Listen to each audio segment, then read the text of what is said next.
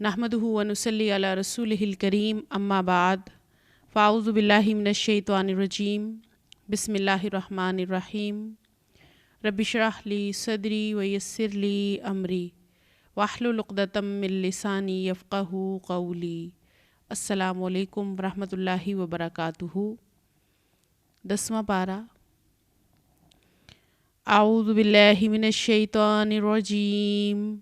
بسم اللہ الرحمن الرحیم وَاعْلَمُوا أَنَّمَا غَنِمْتُم مِّن شَيْءٍ فَأَنَّ لِلَّهِ خُمُسَهُ وَلِلرَّسُولِ وَلِذِي الْقُرْبَى وَالْيَتَامَى وَالْمَسَاكِينِ وَابْنِ السَّبِيلِ إِن كُنتُمْ آمَنتُم بِاللَّهِ وَمَا أَنزَلْنَا عَلَىٰ عَبْدِنَا یوم الفرقان یوم التقى الجمعان واللہ علی کل شیء قدیر۔ اللہ کے نام کے ساتھ شروع کرتے ہیں جو بڑا مہربان اور نہایت رحم فرمانے والا ہے۔ اور تمہیں معلوم ہو کہ جو غنیمت کے مال تم نے حاصل کیے اس کا 5واں حصہ اللہ اور اس کے رسول صلی اللہ علیہ وآلہ وسلم رشتہ داروں، یتیموں،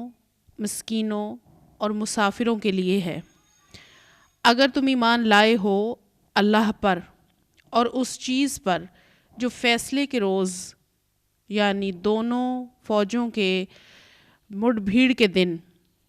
ہم نے اپنے بندے پر نازل کی، تو یہ حصہ بخوشی ادا کرو، اللہ ہر چیز پر قادر ہے۔ یہاں مال غنیمت کے بارے میں بتایا گیا کہ یہ مال غنیمت جو ہے یہ اللہ تعالیٰ کا انعام ہے، اور مال غنیمت کی تقسیم کا قانون بتایا گیا۔ اس کے تقسیم کرنے کا اختیار اللہ اور اس کے رسول صلی اللہ علیہ وآلہ وسلم کو حاصل ہے۔ وہ اس کو تقسیم کریں اور کس طرح کہ اس میں اللہ اور رسول کا حصہ، یتیموں، مسکینوں، مسافروں کا، اور انہیں یعنی نبی پاک صلی اللہ علیہ وسلم کو اختیار ہے کہ وہ اس کو تقسیم کریں۔ اور یہ بتایا گیا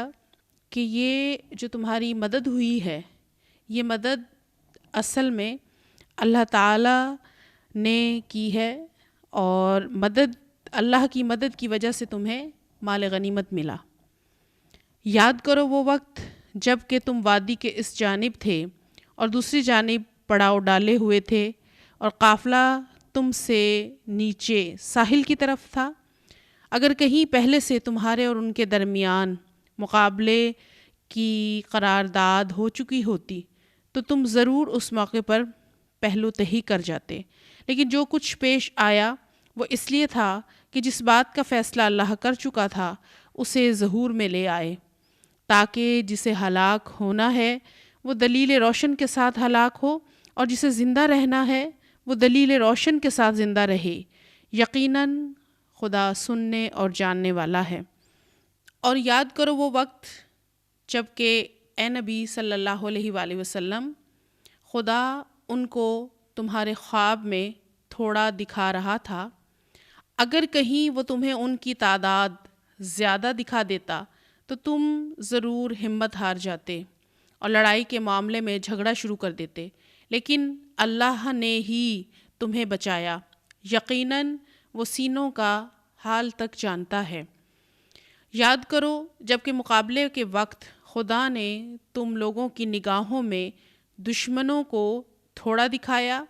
اور ان کی نگاہوں میں تمہیں کم کر کے پیش کیا، تاکہ جو بات ہونی تھی اسے اللہ ظہور میں لے آئے، اور آخرکار سارے معاملات اللہ ہی کی طرف رجوع ہوتے ہیں۔ نبی پاک صلی اللہ علیہ وآلہ وسلم کو خواب میں دشمنوں کی تعداد جو ہے وہ کم دکھائی گئی تاکہ ہمت بندھی رہے۔ یا ایہا الذین آمنوا اذا لقیتم فئة فاثبتوا واذکروا اللہ کثیرا لعلکم تفلحون۔ اے لوگو جو ایمان لائے ہو، جب کسی گروہ سے تمہارا مقابلہ ہو تو ثابت قدم رہو اور اللہ کو کثرت سے یاد کرو، توقع ہے کہ تمہیں کامیابی نصیب ہوگی، اور اللہ اور اس کے رسول صلی اللہ علیہ وآلہ وسلم کی اطاعت کرو، آپس میں جھگڑو نہیں، ورنہ تمہارے اندر کمزوری پیدا ہو جائے گی اور تمہاری ہوا اکھڑ جائے گی۔ صبر سے کام لو، یقیناً اللہ صبر کرنے والوں کے ساتھ ہے۔ اور ان لوگوں جیسے رنگ ڈھنگ اختیار نہ کرو جو اپنے گھروں سے اتراتے اور لوگوں کو اپنی شان دکھاتے ہوئے نکلے، جن کی روش یہ ہے کہ اللہ کے راستے سے روکتے ہیں۔ جو کچھ وہ کر رہے ہیں وہ اللہ کی گرفت سے باہر نہیں ہے۔ یہاں بتایا گیا کہ جو ہر قسم کے حالات میں، مشکلات میں ہر طرح سے صبر کریں گے تو اللہ تعالیٰ کی مدد انہی کے لیے آئے گی۔ اللہ تعالیٰ دیکھتا ہے کہ کون کیسا صبر کرتا ہے، یعنی ہر معاملے میں، مشکلات میں صبر سے کام لینے والوں کو اللہ تعالیٰ اپنی مدد پہنچاتا ہے۔ اور جو لوگ اتراتے ہیں، فخر کرتے ہیں، اپنے اوپر تکبر کرتے ہیں، ان کے لیے اللہ کی مدد نہیں ہوتی۔ ذرا خیال کرو اس وقت کا جب کہ شیطان نے ان لوگوں کے کرتوت ان کی نگاہوں میں خوشنما بنا کر دکھائے تھے اور ان سے کہا تھا کہ آج کوئی تم پر غالب نہیں آ سکتا، اور یہ کہ میں تمہارے ساتھ ہوں۔ مگر جب دونوں کا آمنا سامنا ہوا تو وہ الٹے پاؤں پھر گیا اور کہنے لگا میرا تمہارا ساتھ نہیں ہے، میں وہ کچھ دیکھ رہا ہوں جو تم لوگ نہیں دیکھتے، مجھے خدا سے ڈر لگتا ہے اور خدا بڑی سخت سزا دینے والا ہے۔ اذ یقول المنافقون والذین فی قلوبہم مرض غر ہؤلاء دینہم ومن یتوکل علی اللہ فإن اللہ عزیز حکیم۔ جبکہ منافقین اور وہ سب لوگ جن کے دلوں کو روگ لگا ہوا ہے کہہ رہے تھے کہ ان لوگوں کو تو ان کے دین نے خبط میں مبتلا کر رکھا ہے، حالانکہ اگر کوئی اللہ پر بھروسہ کرے تو یقیناً اللہ بڑا زبردست اور دانا ہے۔ یہاں بتایا گیا ہے کہ مدینہ کے جو منافقین تھے اور وہ سارے لوگ جو دنیا پرستی میں پڑے ہوئے تھے اور غفلت میں پڑے ہوئے تھے، وہ مسلمانوں کو دیکھتے کہ یہ اتنے تھوڑے ہوتے ہوئے یہ کس طرح نکلتے ہیں اور اپنے دینی جوش میں یہ تو دیوانے ہو گئے ہیں، اور یہ جو کچھ کر رہے ہیں یعنی جنگوں میں یہ ان کی تباہی یقینی ہے۔ مگر نبی پاک صلی اللہ علیہ وآلہ وسلم کے ساتھ ہی ہر جگہ اللہ کے ساتھ ہمت، اللہ کے ساتھ محبت کرنے والے اور نبی پاک صلی اللہ علیہ وسلم ان کی ہمت بندھانے والے، ان کی مدد اللہ تعالیٰ نے کی۔ کاش تم اس حالت کو دیکھ سکتے جب کہ فرشتے مقتول کافروں کی روحیں قبض کر رہے تھے، وہ ان کے چہروں اور ان کے کولہوں پر ضربیں لگاتے جاتے تھے اور کہتے جاتے تھے لو اب جلنے کی سزا بھگتو، یہ وہ جزا ہے جس کا سامان تمہارے اپنے ہاتھوں نے پیشگی مہیا کر رکھا تھا، ورنہ اللہ تو اپنے بندوں پر ظلم کرنے والا نہیں ہے۔ یہ معاملہ ان کے ساتھ اسی طرح پیش آیا جس طرح آل فرعون اور ان سے پہلے کے دوسرے لوگوں کے ساتھ پیش آتا رہا ہے کہ انہوں نے اللہ کی آیات کو ماننے سے انکار کیا اور اللہ نے ان کے گناہوں پر انہیں پکڑ لیا۔ اللہ قوت رکھتا ہے اور سخت سزا دینے والا ہے۔ یہ اللہ کی اس سنت کے مطابق ہوا کہ وہ کسی نعمت کو جو اس نے کسی قوم کو عطا کی ہو اس وقت تک نہیں بدلتا جب تک کہ وہ قوم خود اپنے طرز عمل کو نہیں بدل لیتی۔ اللہ سب کچھ سننے اور جاننے والا ہے۔ آل فرعون اور ان سے پہلے کی قوموں کے ساتھ جو کچھ پیش آیا وہ اسی ضابطے کے مطابق تھا۔ اللہ تعالیٰ نے انسانوں کو اختیار دیا، ہدایت کے مواقع دیے، ہدایت کے لیے پیغمبر، کتاب، پیغام بھیجا، تو جب تک قوم کے لوگ مانتے نہیں، اپنے اعمال درست نہیں کرتے، اپنے آپ کو بدلنا نہیں چاہتے، تو اس وقت تک قوم کی حالت نہیں بدلتی، اور خود اپنے آپ کو بدلیں گے، اندر سے تبدیلی آئے گی تو باہر تبدیلی آئے گی اور ماننے پر ہی کامیابی ہوگی۔ لیکن پہلے کی قوموں نے نافرمانیاں ہی کی اور وہ نہ مانے تو ان پر عذاب آتے رہے۔ انہوں نے اپنے رب کی آیات کو جھٹلایا تو ہم نے ان کے گناہوں کی پاداش میں انہیں ہلاک کیا اور آل فرعون کو غرق کیا۔ یہ سب ظالم لوگ تھے۔ یقیناً اللہ کے نزدیک زمین پر چلنے والی مخلوق میں سب سے بدتر وہ لوگ ہیں جنہوں نے حق کو ماننے سے انکار کر دیا، پھر کسی طرح وہ اسے قبول کرنے کو تیار نہیں۔ ان میں سے وہ لوگ جن کے ساتھ معاہدہ کیا پھر وہ ہر موقع پر اس کو توڑتے ہیں اور ذرا خدا کا خوف نہیں کرتے۔ پس اگر یہ لوگ لڑائی میں مل جائیں تو ان کی ایسی خبر لو کہ ان کے بعد دوسرے لوگ جو ایسی روش اختیار کرنے والے ہوں ان کے حواس باختہ ہو جائیں۔ یہاں خاص طور پر اشارہ ہے یہود کی طرف کہ جن سے نبی صلی اللہ علیہ وآلہ وسلم کا معاہدہ تھا، اور اس کے باوجود وہ آپ کی اور مسلمانوں کی مخالفت میں سرگرم تھے۔ جنگ بدر کے فوراً بعد ہی انہوں نے قریش کو انتقام لینے کے لیے بھڑکانا شروع کر دیا، اور پھر اس میں بتایا گیا کہ اگر کسی قوم سے معاہدہ ہو اور پھر وہ اپنے معاہدے کو پورا نہ کرے بلکہ اس کے خلاف کسی جنگ میں حصہ لے تو ہم بھی معاہدے کی اخلاقی ذمہ داریوں سے ہٹ جائیں گے اور پھر ہمیں یہ حق ہوگا کہ ہم جنگ کریں۔ اور اگر کسی قوم سے ہماری لڑائی ہو اور ہم دیکھیں کہ دشمن کے ساتھ ایک ایسی قوم کے افراد بھی اس جنگ میں شریک ہیں جن سے ہمارا معاہدہ ہے، تو ہم ان کو قتل کرنے اور ان سے دشمن جیسا معاملہ کرنے میں نہیں پیچھے ہٹیں گے۔ توقع ہے کہ بد عہدوں کے اس انجام سے وہ سبق لیں گے، اور اگر کبھی تمہیں کسی قوم سے خیانت کا اندیشہ ہو تو اس کے معاہدے کو علانیہ اس کے آگے پھینک دو۔ یقیناً اللہ خائنوں کو پسند نہیں کرتا۔ یعنی صاف صاف خبردار کر دو کہ ہمارا تمہارا معاہدہ اب باقی نہیں ہے کیونکہ تم وعدہ خلافی کر رہے ہو۔ وَلَا يَحْسَبَنَّ الَّذِينَ كَفَرُوا سَبَقُوا إِنَّهُمْ لَا يُعْجِزُونَ۔ منکرین حق اس غلط فہمی میں نہ رہیں کہ وہ بازی لے گئے، یقیناً وہ ہم کو ہرا نہیں سکتے، اور تم لوگ جہاں تک تمہارا بس چلے زیادہ سے زیادہ طاقت اور تیار بندھے رہنے والے گھوڑے ان کے مقابلے کے لیے مہیا رکھو، تاکہ اس کے ذریعے سے اللہ کے اور اپنے دشمنوں کو اور دوسرے دشمنوں کو خوف زدہ کر دو جنہیں تم نہیں جانتے مگر اللہ جانتا ہے۔ یہاں بتایا گیا کہ تمہارے پاس جو سامان جنگ ہے اس کو اور ایک مستقل فوج کو ہر وقت تیار رکھو تاکہ بوقت ضرورت ایک دم جب ضرورت پڑے تو کام آ جائیں۔ اللہ کی راہ میں جو کچھ تم خرچ کرو گے اس کا پورا پورا بدل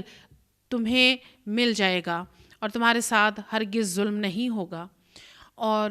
اے پیارے محمد رسول اللہ صلی اللہ علیہ وآلہ وسلم، اگر دشمن صلح سلامتی کی طرف مائل ہوں تو تم بھی اس کے لیے آمادہ ہو جاؤ اور اللہ پر بھروسہ کرو، یقیناً وہی سب کچھ سننے اور جاننے والا ہے۔ اور اگر دھوکے کی نیت رکھتے ہوں تو تمہارے لیے اللہ کافی ہے، وہی تو ہے جس نے اپنی مدد سے اور مومنوں کے ذریعے سے تمہاری تائید کی اور مومنوں کے دل ایک دوسرے کے ساتھ جوڑ دیے۔ تم روئے زمین کی ساری دولت بھی خرچ کر ڈالتے تو ان لوگوں کے دل نہ جوڑ سکتے تھے، مگر وہ اللہ ہے جس نے ان لوگوں کے دل جوڑے، یقیناً وہ بڑا زبردست اور دانا ہے۔ اے نبی صلی اللہ علیہ وسلم، تمہارے لیے اور تمہارے پیروکار اہل ایمان کے لیے تو بس اللہ ہی کافی ہے۔ ان آیات مبارکہ میں اللہ تعالیٰ مدد کے بارے میں بتا رہے ہیں کہ اللہ کی مدد انہی کے لیے ہے جو اس سے محبت کرتے، بات مانتے ہیں اور اللہ کے راہ میں نکلتے ہیں اور اللہ پر ہی توکل اور بھروسہ رکھتے ہیں، تو اللہ کی مدد انہی کے لیے ہے، اللہ ان کے لیے کافی ہے۔ یا ایہا النبی قل لمن فی ایدیکم من الاسری ان یعلم اللہ فی قلوبکم خیرا یؤتکم خیرا مما اخذ منکم ویغفر لکم واللہ غفور الرحیم۔ اے نبی صلی اللہ علیہ وسلم، لوگوں کے قبضہ میں جو قیدی ہیں ان سے کہو، اگر اللہ کو معلوم ہوا کہ تمہارے دلوں میں کچھ خیر ہے تو وہ تمہیں اس سے بڑھ چڑھ کر دے گا جو تم سے لیا گیا ہے،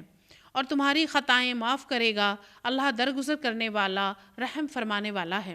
لیکن اگر وہ خیانت کا ارادہ رکھتے ہیں تو اس سے پہلے وہ اللہ کے ساتھ خیانت کر چکے ہیں،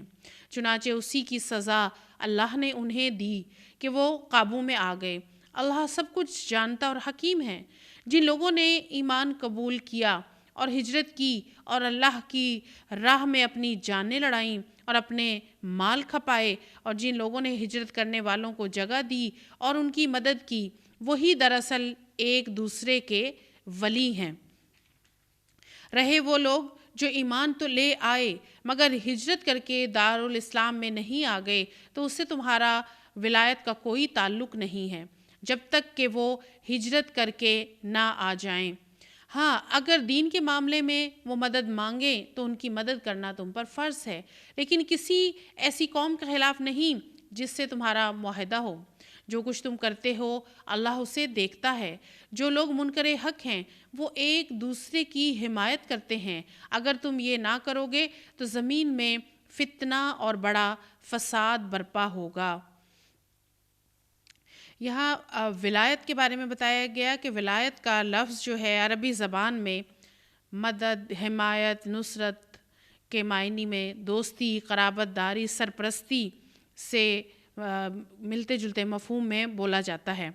اور اس آیت میں جو بتایا گیا ہے کہ وہ رشتہ جو ایک ریاست کا اپنے شہریوں سے اور شہریوں کا اپنی ریاست سے اور شہریوں کے درمیان آپس میں جو رشتہ ہوتا ہے، تو یہ آیت جو ہے دستوری اور سیاسی ولایت کے بارے میں کہ جو ولایت اسلامی ریاست کے حدود میں محدود کر دیتی ہے اور ان حدود سے باہر کے مسلمانوں کو اس مخصوص رشتہ سے خارج کر دیتی ہے، تو اس عدم ولایت کے قانونی نتائج جو ہیں وہ بہت وسیع ہیں۔ اور دارالاسلام جو بتایا گیا کہ جو باہر کے رہنے والے مسلمان ہیں انہیں سیاسی ولایت کے رشتے سے خارج کیا گیا، یعنی اس رشتے سے خارج ہونے کے باوجود وہ دینی اخوت کے رشتے سے خارج نہیں ہیں، یعنی ان پر اگر ظلم ہو رہا ہو تو برادری کے تعلق کے بنا پر دارالاسلام کی حکومت اور اس کے رہنے والوں سے مدد مانگیں تو ان کا فرض ہے کہ ان کی مدد کریں۔ جو لوگ ایمان لائے اور جنہوں نے اللہ کی راہ میں گھر بار چھوڑے، جد و جہد کی اور جنہوں نے پناہ دی اور مدد کو پہنچے، وہی سچے مومن ہیں۔ ان کے لیے خطاؤں سے درگزر اور بہترین رزق ہے۔ اور جو لوگ بعد میں ایمان لائے اور ہجرت کر کے آ گئے اور مل کر جد و جہد کرنے لگے، وہ بھی تم ہی میں شامل ہیں، مگر اللہ کی کتاب میں خون کے رشتہ دار ایک دوسرے کے زیادہ حقدار ہیں، یقیناً اللہ ہر چیز کو جانتا ہے۔ یعنی وراثت کی تقسیم جو ہے اس میں خون کے رشتہ داروں کا حق ہے، ان کو مقدم رکھا جائے، اور باقی کے جو لوگ ہیں ایمان کے ساتھ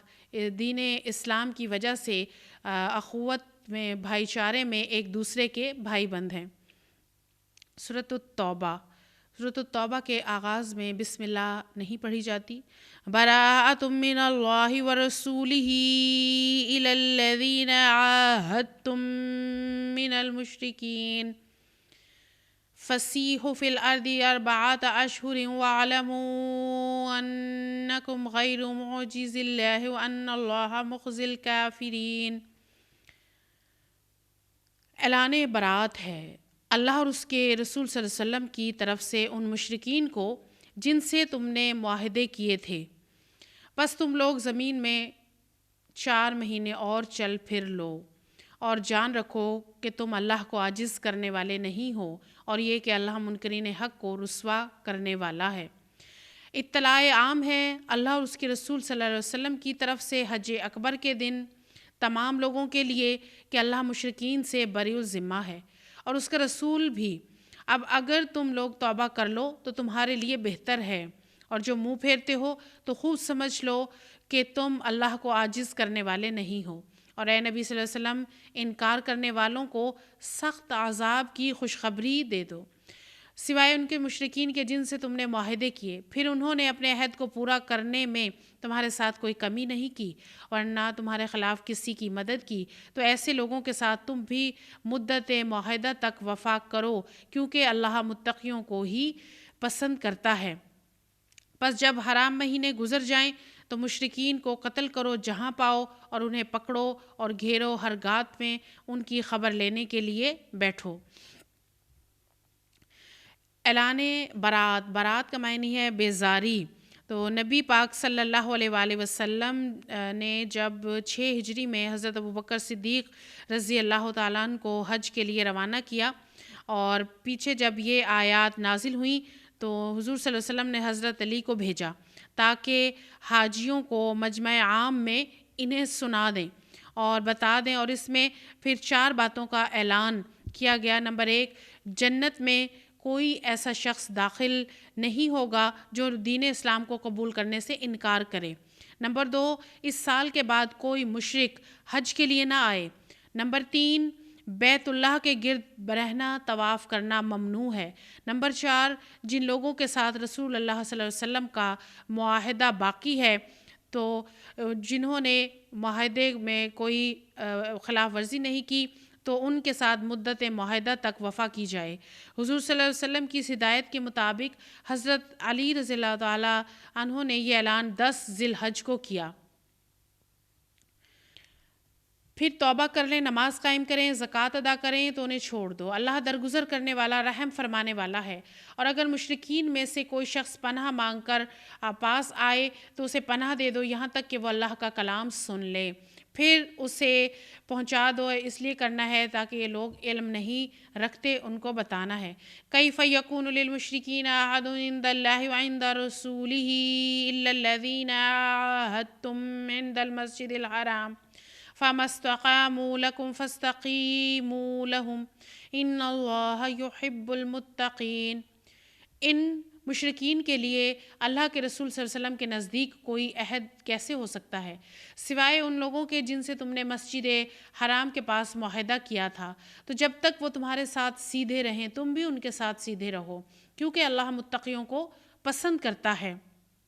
مگر ان کے سوا دوسرے مشرکین کے ساتھ کوئی عہد کیسے ہو سکتا ہے جبکہ ان کا حال یہ ہے کہ تم پر قابو پا جائیں، تو نہ تمہارے معاملے میں کسی قرابت کا لحاظ کریں نہ کسی معاہدے کی ذمہ داری کا۔ وہ اپنی زبانوں سے تم کو راضی کرنے کی کوشش کرتے ہیں مگر دل ان کے انکار کرتے ہیں، اور ان میں سے اکثر فاسق ہیں۔ انہوں نے اللہ کی آیات کے بدلے تھوڑی سی قیمت قبول کر لی، پھر اللہ کے راستے میں سد راہ بن کر کھڑے ہو گئے۔ بہت برے کرتوت تھے جو یہ کرتے رہے۔ کسی مومن کے معاملے میں نہ یہ قرابت کا لحاظ کرتے ہیں نہ کسی عہد کی ذمہ داری کا، اور زیادتی ہمیشہ انہی کی طرف سے ہوتی ہے۔ اس میں بتایا گیا کہ جو معاہدہ ان کے ساتھ کیا گیا ہے اور جو قائم رہتے ہیں اور جو نہیں قائم رہتے ان کے بارے میں، یعنی جو معاہدات کی منسوخی کا یہ اعلان عام ہے، اور ان تمام قبائل کے خلاف جو عہد و پیمان کے باوجود ہمیشہ اسلام کے خلاف سازشیں کرتے تھے اور موقع پاتے ہی وعدہ خلافی کرتے تھے، دشمنی پر اتر آتے تھے، تو اس اعلان کے بعد مشرکین عرب کے لیے اس کے سوا کوئی چارہ نہ رہا کہ یا تو لڑنے پر تیار ہو جائیں اور اسلامی طاقت سے ٹکرا کر صفحہ ہستی سے مٹ جائیں، یا ملک چھوڑ کر نکل جائیں، یا پھر اسلام قبول کر کے اپنے آپ کو اور اپنے علاقے کو اس نظم و ضبط کی گرفت میں دے دیں جو ملک کے بیشتر حصے کو پہلے ہی اسلامی حکومت کا تابع کر چکا تھا۔ تو ان کے بارے میں یہ بتایا جا رہا ہے کہ اگر توبہ کر لیں، نماز قائم کریں اور زکوٰۃ ادا کریں تو تمہارے دینی بھائی ہیں، اور جاننے والوں کے لیے ہم اپنے احکام واضح کیے دیتے ہیں، اور اگر عہد کرنے کے بعد یہ پھر اپنی قسموں کو توڑ ڈالیں اور دین پر حملے کرنے شروع کر دیں تو کفر کے علم برداروں سے جنگ کرو، کیونکہ ان کی قسموں کا کوئی اعتبار نہیں، شاید کہ پھر تلوار ہی کے زور سے وہ باز آئیں گے۔ یہاں یہ بتایا گیا کہ یعنی نماز اور زکوٰۃ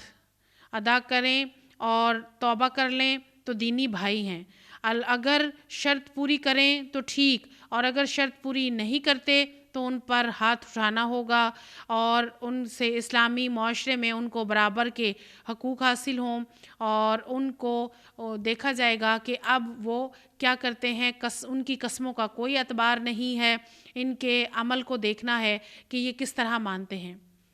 کیا تم نہ لڑو گے ایسے لوگوں سے جو اپنے عہد توڑتے رہے ہیں، جنہوں نے رسول صلی اللہ علیہ وسلم کو ملک سے نکال دینے کا ارادہ کیا، اور زیادتی کی ابتدا کرنے والے وہی تھے؟ کیا تم ان سے ڈرتے ہو؟ اگر تم مومن ہو تو اللہ اس کا زیادہ مستحق ہے کہ اس سے ڈرو، ان سے لڑو، اللہ تمہارے ہاتھوں سے ان کو سزا دلوائے گا اور انہیں ذلیل و خوار کرے گا، اور ان کے مقابلے میں تمہاری مدد کرے گا، بہت سے مومنوں کے دل ٹھنڈے کرے گا اور ان کے قلوب کی جلن مٹا دے گا، اور جسے چاہے گا توبہ کی توفیق بھی دی جائے گی۔ اللہ سب کچھ سننے جاننے والا ہے۔ کیا تم لوگوں نے یہ سمجھ رکھا ہے کہ یوں ہی چھوڑ دیے جاؤ گے؟ حالانکہ ابھی تو اللہ نے یہ دیکھا ہی نہیں کہ تم میں سے کون وہ لوگ ہیں جنہوں نے اس کی راہ میں جان دینے کی اور اللہ رسول اور مومنین کے سوا کسی کو جگری دوست نہ بنانے کا ارادہ کیا۔ جو کچھ تم کرتے ہو اللہ اس سے باخبر ہے۔ یہاں بتایا گیا ہے کہ اللہ تعالیٰ دیکھتا ہے کہ کون وعدے پورے کرتے ہیں، عہد اور قسمیں پوری کرتے ہیں، اور مسلمان ہونے کا جو عہد کیا تھا اسے پورا کرتے ہیں، اور کون ایسے ہیں کہ مسلمان ہونے کے بعد پھر کفر کی طرف پلٹ جاتے ہیں۔ تو حضرت ابوبکر صدیق نے مرتدین کے خلاف جو جنگ کی تھی اس کے بارے میں یہاں بتایا گیا، اور مسلمان ڈر رہے تھے کہ یہ اعلان ہوتے ہی تمام اطراف عرب میں آگ بھڑک اٹھے گی اور ہمیں ایک بڑی خون ریز جنگ سے سابقہ پیش آئے گا۔ تو اللہ تعالیٰ نے ان آیات میں اطمینان دلایا کہ تمہارا یہ اندیشہ غلط ہے، نتیجہ اس سے ہٹ کر ہوگا۔ ما كان للمشركين أن يعمروا مساجد الله شاهدين على أنفسهم بالكفر أولئك حبطت أعمالهم وفي النار هم خالدون۔ مشرکین کا یہ کام نہیں ہے کہ وہ اللہ کی مسجدوں کے مجاور خادم بنے، حالانکہ اپنے اوپر وہ خود کفر کی شہادت دے رہے ہیں۔ ان کے تو سارے اعمال ضائع ہو گئے اور جہنم میں انہیں ہمیشہ رہنا ہے۔ اللہ کی مسجدوں کے آباد کار مجاور تو وہی لوگ ہو سکتے ہیں جو اللہ اور روز آخرت کو مانیں، نماز قائم کریں، زکوٰۃ دیں اور اللہ کے سوا کسی سے نہ ڈریں۔ انہی سے یہ توقع ہے کہ سیدھی راہ چلیں گے۔ کیا تم لوگوں نے حاجیوں کو پانی پلانے اور مسجد حرام کی مجاوری کرنے کو اس شخص کے کام کے برابر ٹھہرا لیا جو ایمان لایا اللہ پر اور روز آخرت پر، اور جس نے جان فشانی کی اللہ کی راہ میں؟ اللہ کے نزدیک یہ دونوں برابر نہیں ہیں، اور اللہ ظالموں کی رہنمائی نہیں کرتا۔ اللہ کے ہاں تو انہی لوگوں کا درجہ بڑا ہے جو ایمان لائے اور جنہوں نے اس کی راہ میں گھر بار چھوڑے، جان و مال سے جہاد کیا، وہی کامیاب ہیں، اور ان کا رب انہیں اپنی رحمت، خوشنودی اور ایسی جنتوں کی بشارت دیتا ہے جہاں ان کے لیے پائیدار عیش کے سامان ہیں، ان میں وہ ہمیشہ رہیں گے۔ یقیناً اللہ کے پاس خدمات کا صلہ دینے کو بہت کچھ ہے۔ اے لوگو جو ایمان لائے ہو، اپنے باپوں اور بھائیوں کو بھی اپنا رفیق نہ بناؤ اگر وہ ایمان پر کفر کو ترجیح دیں۔ تم میں سے جو ان کو رفیق بنائیں گے وہی ظالم ہوں گے۔ اے نبی صلی اللہ علیہ وسلم کہہ دو کہ اگر تمہارے باپ دادا، تمہارے بیٹے اور تمہارے بھائی اور تمہاری بیویاں اور تمہارے عزیز و اقارب اور تمہارے وہ مال جو تم نے کمائے ہیں، تمہارے وہ کاروبار جن کے ختم ہونے کا تم کو خوف ہے، اور وہ تمہارے گھر جو تم کو بہت پسند ہیں، تم کو اللہ اور اس کے رسول اور اس کی راہ میں جہاد سے عزیز تر ہیں، تو انتظار کرو یہاں تک کہ اللہ اپنا فیصلہ تمہارے سامنے لے آئے، اور اللہ فاسق لوگوں کی رہنمائی نہیں کیا کرتا۔ یہاں بتایا گیا ہے کہ دوستی کن کے ساتھ اور کن کو اپنا رفیق سمجھنا ہے، کہ جو اللہ اور اللہ کے رسول کی مدد کرنے والے ہوں گے، اور جو کفر کو ترجیح دیں گے ایمان پر وہ ظالم ہوں گے۔ اور اس راہ میں اگر کوئی بھی ہوں، باپ، بھائی، بیٹے، بیویاں، عزیز و اقارب، وہ سب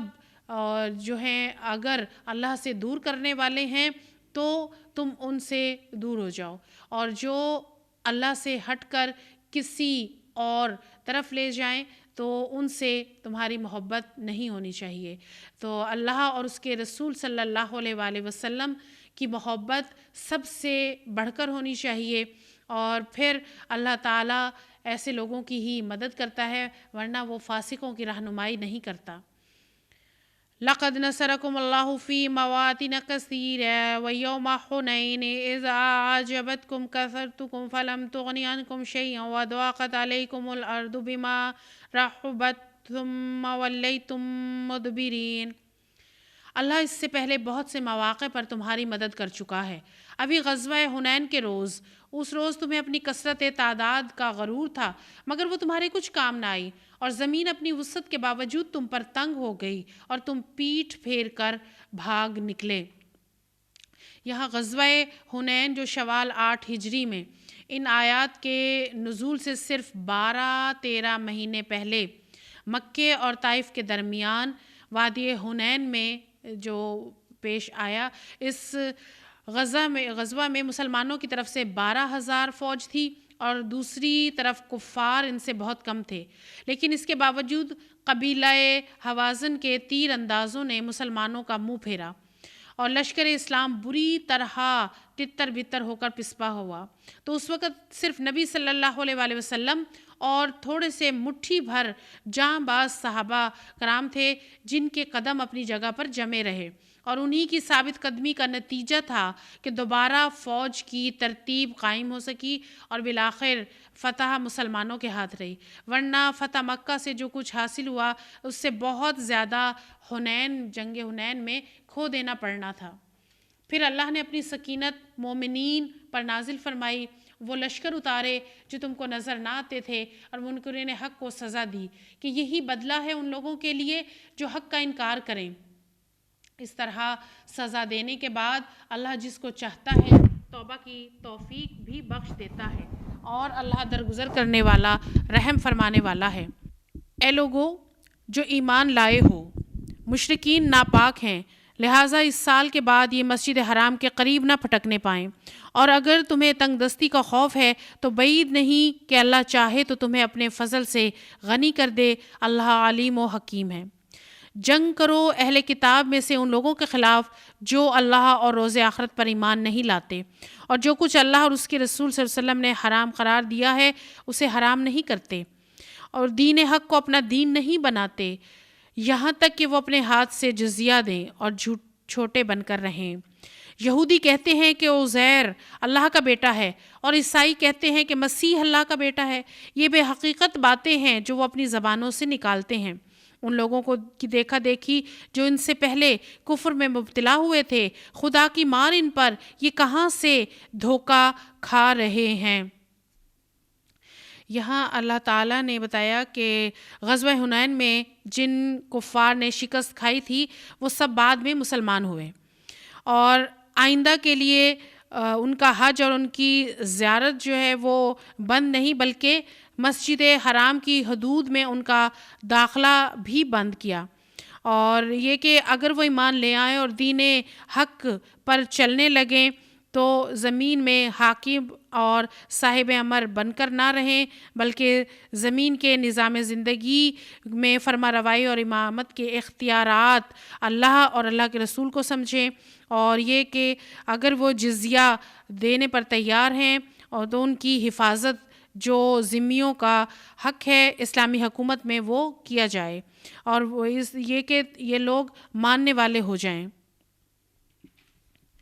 انہوں نے اپنے علماء اور درویشوں کو اللہ کے سوا اپنا رب بنا لیا ہے، اور اسی طرح مسیح ابن مریم کو بھی، حالانکہ ان کو ایک معبود کے سوا کسی کی بندگی کا حکم نہیں دیا گیا تھا، اور وہ جس کے سوا کوئی مستحق عبادت نہیں۔ پاک ہے وہ ان مشرکانہ باتوں سے جو لوگ یہ کرتے ہیں۔ یہ لوگ چاہتے ہیں کہ اللہ کی روشنی کو اپنی پھونکوں سے بجھا دیں، مگر اللہ اپنی روشنی کو مکمل کیے بغیر ماننے والا نہیں ہے۔ خواہ کافروں کو یہ کتنا ہی ناگوار ہو، وہ اللہ ہی ہے جس نے اپنے رسول صلی اللہ علیہ وسلم کو ہدایت اور دین حق کے ساتھ بھیجا ہے تاکہ اسے پوری جنس دین پر غالب کر دے۔ یہاں بتایا گیا ہے کہ جن لوگوں نے اپنے علماء اور درویشوں کو اپنا رب بنا لیا، اور جس طرح عیسیٰ ابن مریم کو بھی یہ اللہ نے نہیں کہا تھا، یہ ان لوگوں نے خود ایسا کیا ہے، اور اللہ تعالیٰ تو ان کاموں سے اور ایسی باتوں سے پاک ہے۔ حدیث مبارکہ کے مفہوم سے پتہ چلتا ہے کہ حضرت عدی بن حاتم جو پہلے عیسائی تھے، جب نبی پاک صلی اللہ علیہ وسلم کے پاس حاضر ہو کر مشرف با اسلام ہوئے تو انہوں نے آپ صلی اللہ علیہ وسلم سے سوال کیا کہ اس آیت میں ہم پر اپنے علماء اور درویشوں کو خدا بنا لینے کا الزام لگایا گیا ہے، تو یہ کیا ہے؟ جواب میں حضور صلی اللہ علیہ وسلم نے فرمایا کہ کیا یہ وہ واقعہ نہیں کہ جو کچھ یہ لوگ حرام کر دیتے ہیں اسے تم بھی حرام مان لیتے ہو، اور جو کچھ یہ حلال کر دیتے ہیں اسے تم حلال مان لیتے ہو؟ انہوں نے عرض کیا کہ ایسا تو ہم کرتے ہیں۔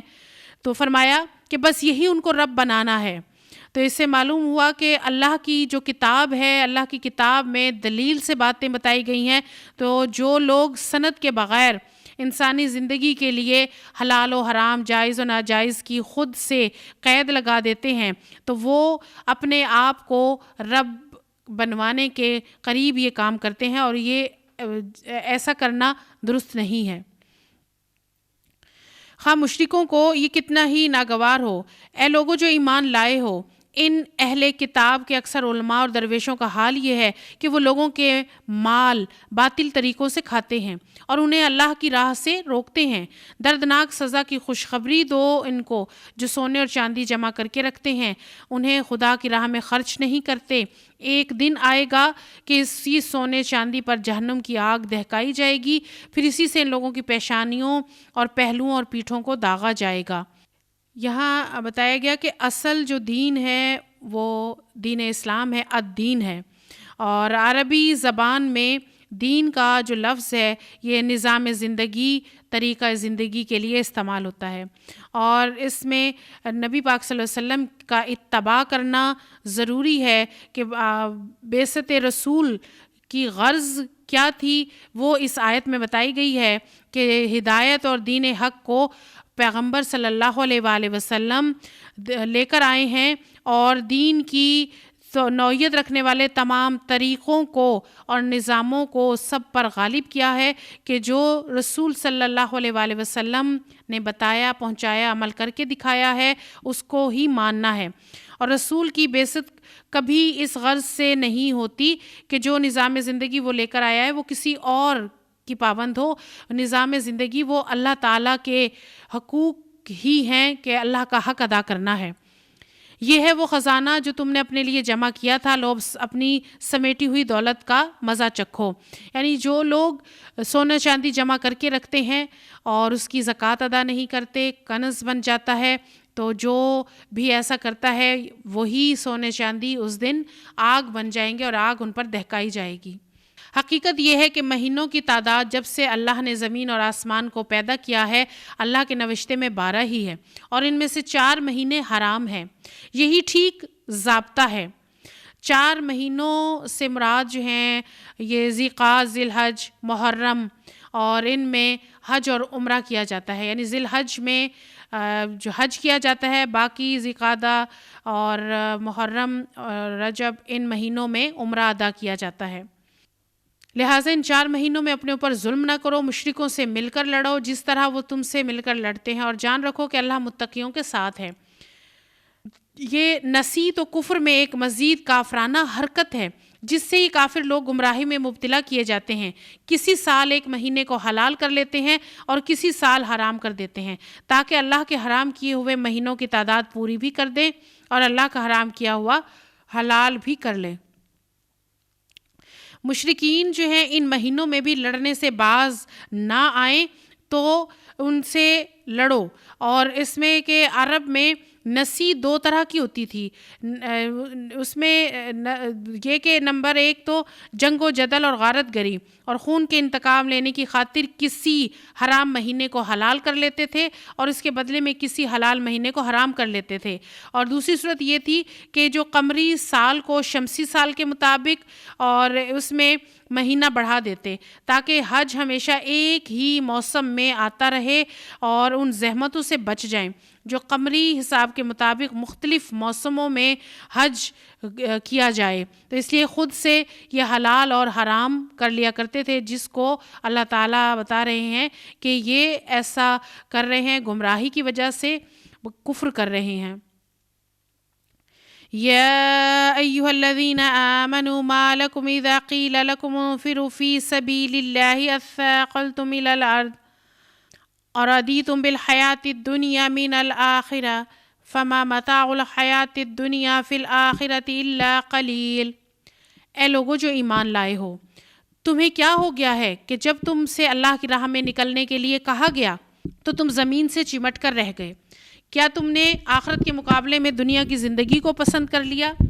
ایسا ہے تو تمہیں معلوم ہو کہ دنیاوی زندگی کا یہ سر و سامان آخرت میں بہت تھوڑا نکلے گا. تم نہ اٹھو گے تو خدا تمہیں دردناک سزا دے گا اور تمہاری جگہ کسی اور گروہ کو اٹھائے گا اور تم خدا کا کچھ بھی نہ بگاڑ سکو گے. وہ ہر چیز پر قدرت رکھتا ہے. تم نے اگر نبی صلی اللہ علیہ وسلم کی مدد نہ کی تو کچھ پرواہ نہیں، اللہ اس کی مدد اس وقت کر چکا ہے جب کافروں نے اسے نکال دیا تھا، جب وہ صرف دو میں دوسرا تھا، جب وہ دونوں غار میں تھے، جب وہ اپنے ساتھی سے کہہ رہا تھا کہ غم نہ کر، اللہ ہمارے ساتھ ہے. اس وقت اللہ نے اس پر اپنی طرف سے سکون قلب نازل کیا اور اس کی مدد ایسے لشکروں سے کی جو تم کو نظر نہ آتے تھے، اور کافروں کا بول نیچا کر دیا اور اللہ کا بول تو اونچا ہی ہے. اللہ زبردست اور دانا و بینا ہے. یہاں نبی پاک صلی اللہ علیہ وآلہ وسلم کے بارے میں بتایا گیا کہ آپ صلی اللہ علیہ وسلم جب ہجرت کر کے جا رہے تھے اور آپ صلی اللہ علیہ وسلم کے ساتھ حضرت ابوبکر صدیق رضی اللہ تعالیٰ عنہ بھی تھے، اور جب کفار نے آپ صلی اللہ علیہ وسلم کو قتل کرنے کا تہیہ کر لیا تھا اور آپ صلی اللہ علیہ وسلم مکہ سے نکل کر غار ثور میں 3 دن تک چھپے رہے اور پھر ہجرت کے لیے جا رہے تھے، تو اس وقت غار میں صرف حضرت ابوبکر صدیق رضی اللہ تعالیٰ عنہ آپ کے ساتھ تھے اور انہیں صاحب کہا گیا کہ اس وقت اللہ تعالیٰ نے مدد کی اور اس وقت مدد اللہ تعالیٰ کی طرف سے آئی. نکلو خواہ ہلکے ہو یا بوجھل اور جہاد کرو اللہ کی راہ میں اپنے مالوں اور اپنی جانوں کے ساتھ، یہ تمہارے لیے بہتر ہے اگر تم جانو. اے نبی صلی اللہ علیہ وسلم، اگر فائدہ بہت آسان ہوتا، سفر ہلکا ہوتا تو ضرور تمہارے پیچھے چلنے پر آمادہ ہو جاتے، مگر ان پر تو یہ راستہ بہت کٹھن ہو گیا. اب وہ خدا کی قسم کھا کھا کر کہیں گے کہ اگر ہم چل سکتے تو یقیناً تمہارے ساتھ چلتے. وہ اپنے آپ کو ہلاکت میں ڈال رہے ہیں، اللہ خوب جانتا ہے کہ وہ جھوٹے ہیں. یہاں یہ بتایا گیا کہ جب مقابلہ روم اور ہو رہا تھا اور اس وقت کا جو زمانہ ہے وہ شدید گرمی کا تھا اور ملک میں قحط تھا اور نئے سال کی فصلیں جن سے ان کی امید لگی ہوئی تھی وہ کٹنے کے قریب تھیں اور ان کو تبوک کا سفر کروانے کے لیے یعنی جنگ تبوک کے لیے بلایا گیا، تو انہیں بہت ہی برا لگا اور بہت مشکل لگا کہ اس وقت جانا کہ جب ان کا فائدے کا وقت ہے کہ ان کو فصلوں سے فائدہ حاصل ہونا ہے. عفا اللہ عنک لما اذنت لهم حتى يتبين لك الذين صدقوا وتعلم الكاذبين. اے محبوب صلی اللہ علیہ وسلم، اللہ معاف کرے، تم نے انہیں کیوں رخصت دی؟ تمہیں چاہیے تھا کہ انہیں رخصت نہ دیتے تاکہ تم پر کھل جاتا کہ کون لوگ سچے ہیں اور جھوٹوں کو بھی تم جان لیتے. جو لوگ اللہ اور روز آخرت پر ایمان رکھتے ہیں وہ تو کبھی تم سے یہ درخواست نہ کریں گے کہ انہیں اپنی جان و مال کے ساتھ جہاد کرنے سے معاف رکھا جائے. اللہ متقیوں کو خوب جانتا ہے. ایسی درخواستیں تو صرف وہی لوگ کرتے ہیں جو اللہ اور روز آخرت پر ایمان نہیں رکھتے، جن کے دلوں میں شک ہے اور وہ اپنے شک میں ہی پڑے رہیں. اگر واقعی ان کا ارادہ نکلنے کا ہوتا تو اس کے لیے کچھ تیاری کرتے، لیکن اللہ کو ان کا اٹھنا پسند ہی نہ تھا، اس لیے انہیں سست کر دیا اور کہہ دیا گیا کہ بیٹھے رہو بیٹھنے والوں کے ساتھ۔ اگر وہ تمہارے ساتھ نکلتے تو تمہارے اندر خرابی پیدا کرتے، وہ تمہارے درمیان فتنہ پردازی کرتے اور اسی کے لیے کوشش کرتے، اور تمہارے گروہ کا حال یہ ہے کہ ابھی ان میں بہت سے ایسے لوگ موجود ہیں جو ان کی باتیں کان لگا کر سنتے ہیں۔ اللہ ان ظالموں کو خوب جانتا ہے، اس سے پہلے بھی ان لوگوں نے فتنہ انگیزی کی کوششیں کی اور تمہیں ناکام کرنے کے لیے ہر طرح کی تدبیروں کا الٹ پھیر کر چکے، یہاں تک کہ ان کی مرضی کے خلاف حق آ گیا اور اللہ کا کام ہو کر رہا۔ ان میں سے کوئی ایسا ہے جو کہتا ہے کہ مجھے رخصت دے دیجئے اور مجھ کو فتنے میں نہ ڈالیے، سن رکھو فتنے میں تو یہ لوگ خود پڑے ہوئے ہیں اور جہنم نے ان کافروں کو گھیر رکھا ہے۔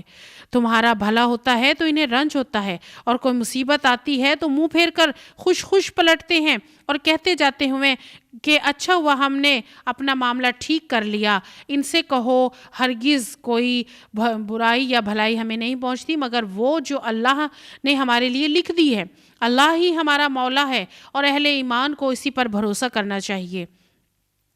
ان سے کہہ دو کہ تم ہمارے معاملے میں جس چیز کے منتظر ہو وہ اس کے سوا اور کیا ہے کہ 2 بھلائیوں میں سے ایک بھلائی ہے۔ ہم تمہارے معاملے میں جس چیز کے منتظر ہیں وہ یہ کہ اللہ خود تم کو سزا دیتا ہے یا ہمارے ہاتھوں دلواتا ہے۔ اچھا تو تم بھی اب انتظار کرو، ہم بھی تمہارے ساتھ منتظر ہیں۔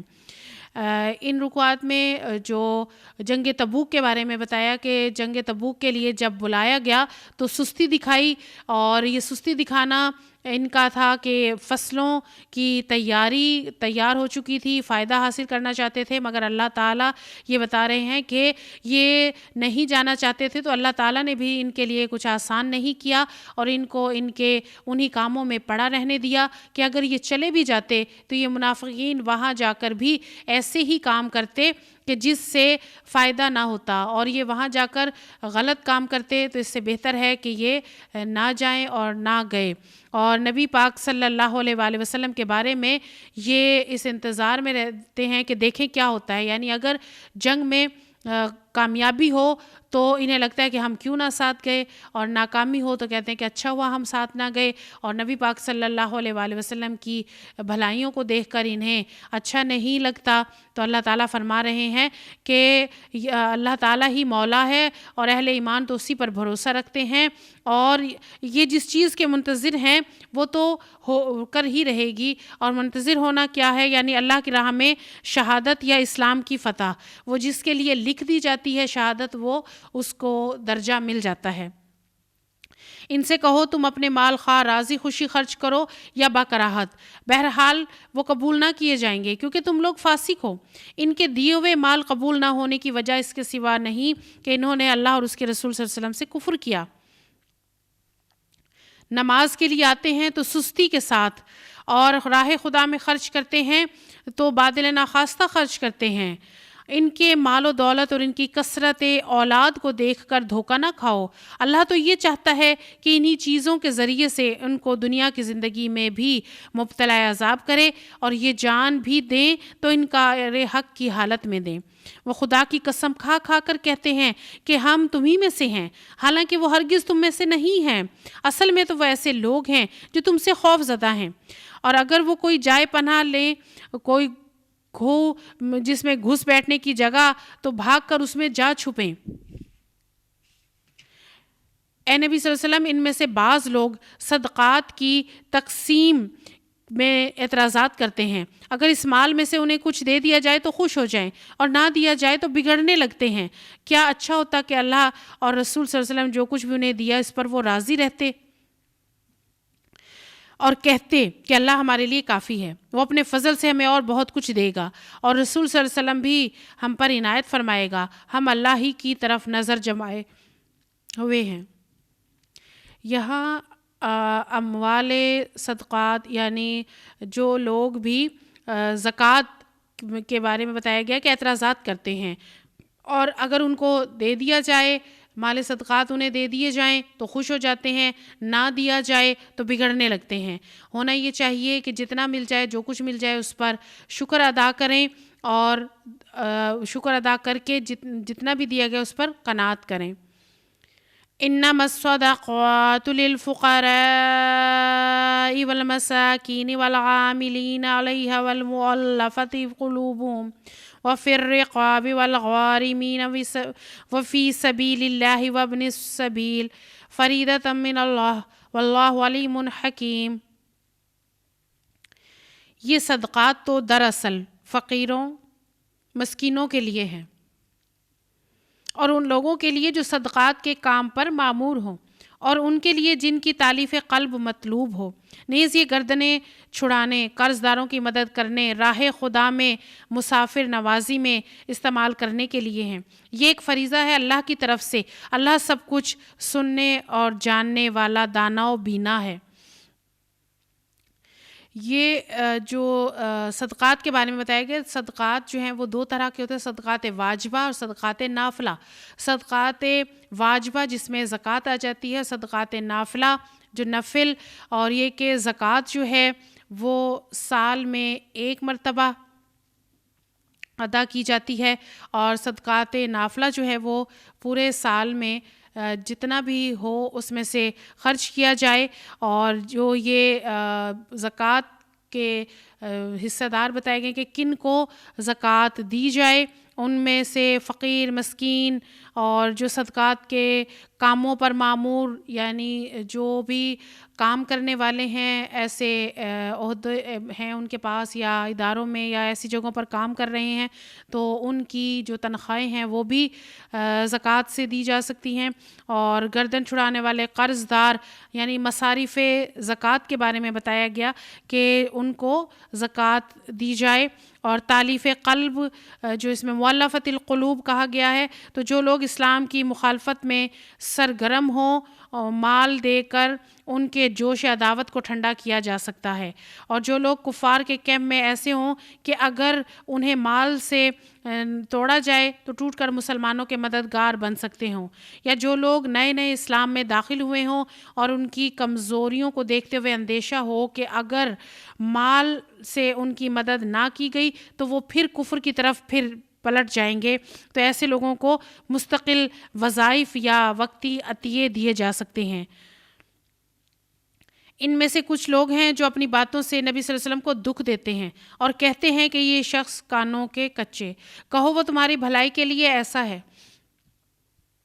اللہ پر ایمان رکھتا ہے، اہل ایمان پر اعتماد کرتا ہے، سراسر رحمت ہے ان لوگوں کے لیے جو تم میں سے ایمان والے ہیں، اور جو لوگ اللہ کے رسول صلی اللہ علیہ وسلم کو دکھ دیتے ہیں ان کے لیے دردناک سزا ہے۔ نبی پاک صلی اللہ علیہ وآلہ وسلم ہر ایک سے محبت کرنے والے، سننے والے، ہر ایک کی بات سننے والے، اور جب آپ صلی اللہ علیہ وسلم ہر ایک کی بات سنتے تو یہ اعتراض کیا کرتے تھے کہ یہ تو کانوں کے کچے ہیں، یہ ہر ایک کی بات کو سن لیتے ہیں۔ اور آپ صلی اللہ علیہ وسلم سنتے اس لیے ہیں کہ ہر ایک کے دکھ درد سن کر دور کرنے والے، ہر ایک کے کام آنے والے، ہر ایک کی غمگیری کرنے والے، ہر ایک کی بات سننے والے، اور اس لیے یہ اعتراض کیا کرتے تھے۔ یہ لوگ تمہارے سامنے قسمیں کھاتے ہیں تاکہ تمہیں راضی کریں، حالانکہ اگر یہ مومن ہیں تو اللہ اور رسول صلی اللہ علیہ وسلم اس کے زیادہ حقدار ہیں کہ یہ ان کو راضی کرنے کی فکر کریں۔ کیا انہیں معلوم نہیں ہے کہ جو اللہ اور اس کے رسول کا مقابلہ کرتا ہے اس کے لیے دوزخ کی آگ ہے جس میں وہ ہمیشہ رہے گا، اور یہ بہت بڑی رسوائی ہے۔ منافق ڈر رہے ہیں کہ کہیں مسلمانوں پر کوئی ایسی صورت نہ نازل ہو جائے جو ان کے دلوں کے بھید کھول کر رکھ دے۔ اے محبوب صلی اللہ علیہ وسلم ان سے کہو مذاق اڑاؤ، اللہ اس چیز کو کھول دینے والا ہے جس کے کھل جانے سے تم ڈرتے ہو۔ اگر ان سے پوچھو کہ تم میں کیا باتیں کر رہے تھے تو جھٹ کہہ دیں گے ہم تو ہنسی مذاق اور دل لگی کر رہے تھے۔ ان سے کہو تمہاری ہنسی دل لگی اللہ اور اس کی آیات اور اس کے رسول صلی اللہ علیہ وسلم کے ساتھ تھی۔ اب بہانے نہ کرو، تم نے ایمان لانے کے بعد کفر کیا ہے۔ اگر ہم نے تم میں سے ایک گروہ کو معاف کر بھی دیا تو دوسرے گروہ کو تو ہم ضرور سزا دیں گے۔ غزوہ تبوک کے زمانے میں منافقین جو ہیں یہ اکثر اپنی مجلسوں میں بیٹھ کر نبی صلی اللہ علیہ وسلم اور مسلمانوں کا مذاق اڑاتے تھے اور اب دوسرے لوگوں کی ہمتیں کم کرتے تھے، اور یہ مذاق اڑا کر یہ سمجھتے تھے کہ ہم پیچھے بیٹھ کر جو مرضی کر لیں پتہ نہیں چلے گا، مگر اللہ تعالیٰ سب جانتا ہے۔ اللہ تعالیٰ نے نبی پاک صلی اللہ علیہ وآلہ وسلم کو ہر موقع پر آگاہ کیا، اور یہ ڈرتے تھے کہ کہیں ہمارے بارے میں کوئی صورت نازل نہ ہو جائے اور ان کو پتہ نہ چل جائے۔ المنافقون والمنافقات بعضهم من بعض يأمرون بالمنكر وينهون عن المعروف ويقبضون أيديهم نسوا الله فنسيهم ان المنافقین هم الفاسقون۔ منافق مرد اور منافق عورتیں سب ایک دوسرے کے ہم رنگ ہیں، برائی کا حکم دیتے ہیں اور بھلائی سے منع کرتے ہیں، اور اپنے ہاتھ خیر سے روکے رکھتے ہیں۔ یہ اللہ کو بھول گئے تو اللہ نے بھی انہیں بھلا دیا، یقیناً یہ منافق ہی فاسق ہیں۔ ان منافق مردوں اور عورتوں اور کافروں کے لیے اللہ نے آتش دوزخ کا وعدہ کیا ہے جس میں وہ ہمیشہ رہیں گے، وہی ان کے لیے موضوع ہے، ان پر اللہ کی پھٹکار ہے اور ان کے لیے قائم رہنے والا عذاب۔ تم لوگوں کے رنگ ڈھنگ وہی ہیں جو تمہارے پیش روؤں کے تھے، وہ تم سے زیادہ زور آور، تم سے بڑھ کر مال اور اولاد والے تھے،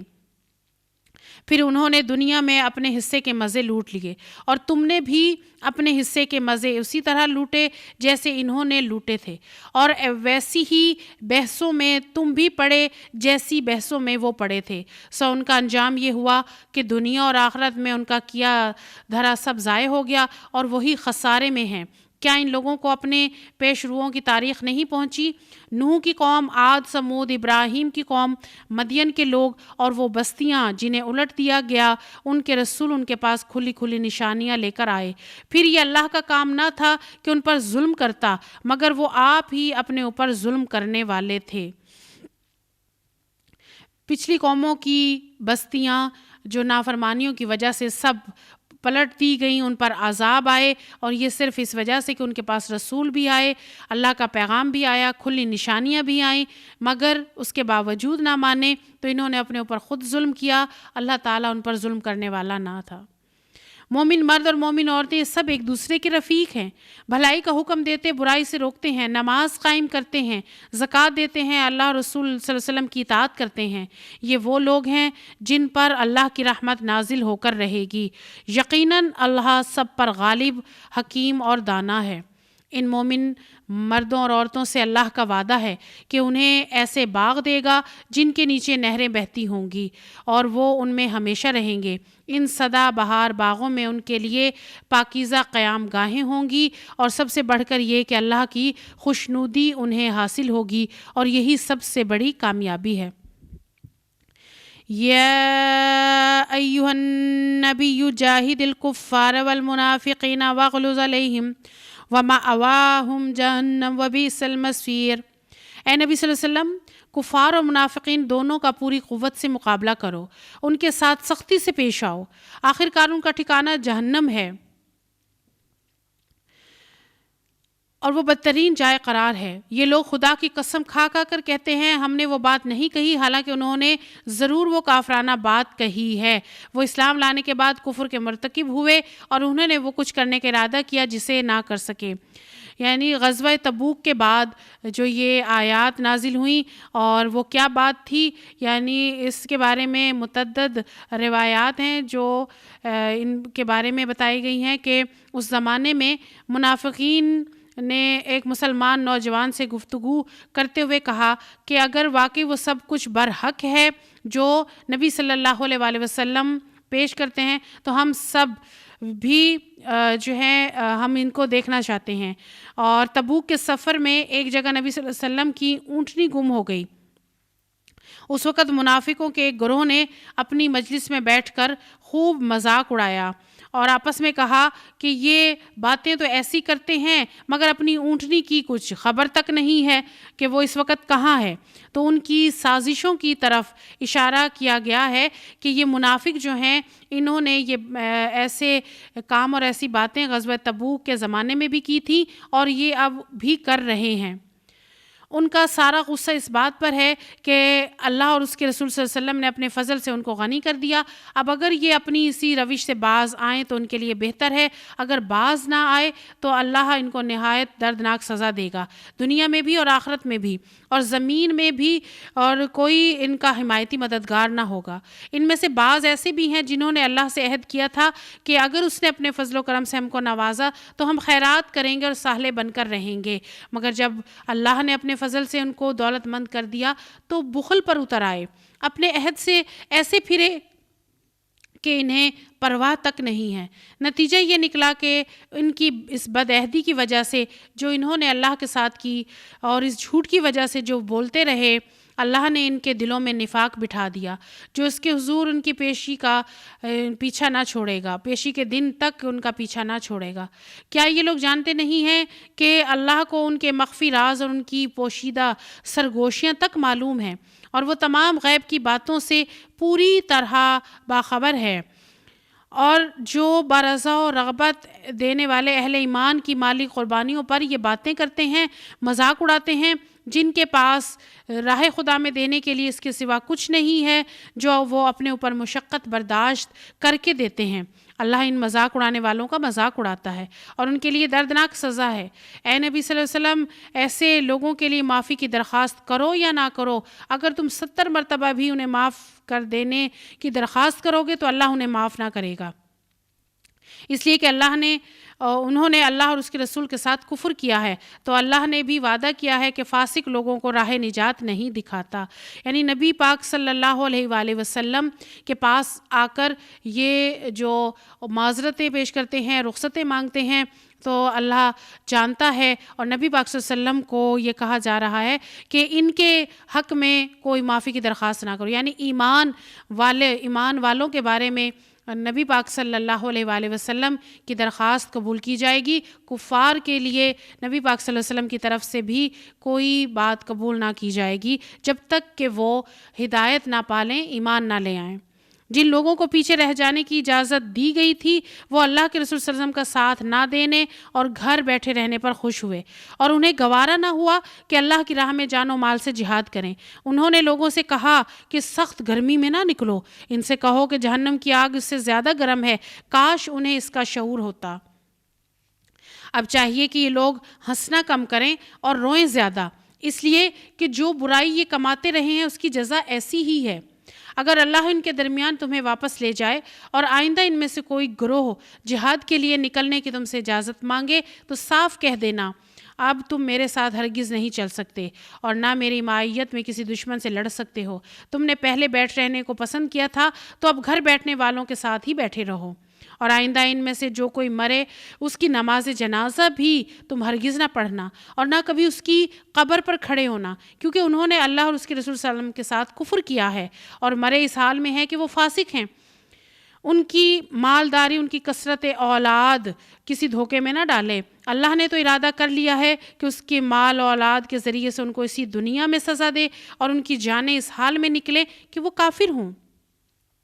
جب کبھی کوئی صورت نازل ہوئی کہ اللہ کو مانو اور اس کے رسول کے ساتھ مل کر جہاد کرو تو تم نے دیکھا کہ جو لوگ ان میں سے صاحب قدرت تھے وہی درخواست کرنے لگے کہ انہیں جہاد کی شرکت سے معاف رکھا جائے، اور انہوں نے کہا کہ ہمیں چھوڑ دیجئے، ہم بیٹھنے والوں کے ساتھ رہیں. ان لوگوں نے گھر بیٹھنے والوں میں ہونا پسند کیا اور ان کے دلوں پر ٹھپا لگا دیا گیا، اس لیے کہ ان کی سمجھ میں اب کچھ نہیں آتا، بخلاف اس کے کہ رسول صلی اللہ علیہ وسلم نے اور ان لوگوں نے جو رسول صلی اللہ علیہ وسلم کے ساتھ ایمان لائے تھے اپنی جان و مال سے جہاد کیا، اور اب ساری بھلائیاں انہی کے لیے ہیں اور وہی فلاح پانے والے ہیں. اللہ نے ان کے لیے ایسے باغ تیار کر رکھے ہیں جن کے نیچے نہریں بہہ رہی ہیں، ان میں وہ ہمیشہ رہیں گے. وَجَاءَ الْمُعَذِّرُونَ مِنَ الْأَعْرَابِ لِيُؤْذَنَ لَهُمْ وَقَعَدَ الَّذِينَ كَذَبُوا اللَّهَ وَرَسُولَهُ سَيُصِيبُ الَّذِينَ كَفَرُوا مِنْهُمْ عَذَابٌ أَلِيمٌ. بدوی عربوں میں سے بہت سے لوگ آئے جنہوں نے عذر کیے تاکہ انہیں بھی پیچھے رہ جانے کی اجازت دی جائے. اس طرح بیٹھ رہے وہ لوگ جنہوں نے اللہ اور اس کے رسول صلی اللہ علیہ وسلم سے ایمان کا جھوٹا عہد کیا. ان بدویوں میں سے جن لوگوں نے کفر کا طریقہ اختیار کیا ہے ان قریب وہ دردناک سزا سے دوچار ہوں گے۔ ضعیف اور بیمار لوگ اور وہ لوگ جو شرکت جہاد کے لیے زیادہ راہ نہیں پاتے اگر پیچھے رہ جائیں تو کوئی حرج نہیں، جبکہ وہ خلوص دل کے ساتھ اللہ اور اس کے رسول صلی اللہ علیہ وسلم کے وفادار ہوں۔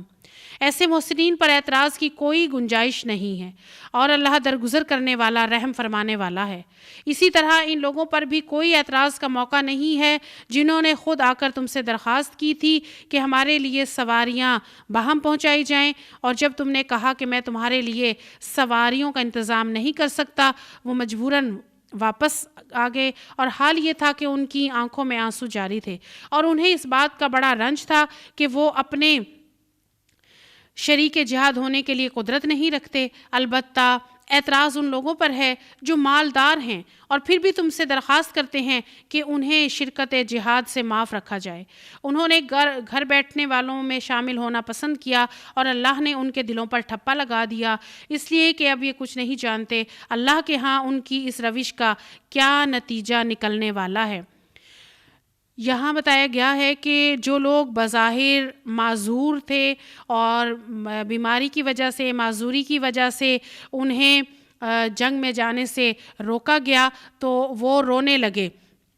اور انہیں اس چیز کا بہت دکھ تھا کہ وہ جنگ میں شامل نہیں ہو سکیں گے، جبکہ کچھ ایسے لوگ تھے کہ جن کے پاس مال بھی، سواری بھی، سب کچھ تھا، مگر اس کے باوجود بہانے کر رہے تھے۔ تو اللہ تعالیٰ سب کچھ جانتا ہے کہ کون کس طرح، کس نیت اور ارادے سے کیا کر رہا ہے، اسے سب خبر ہے۔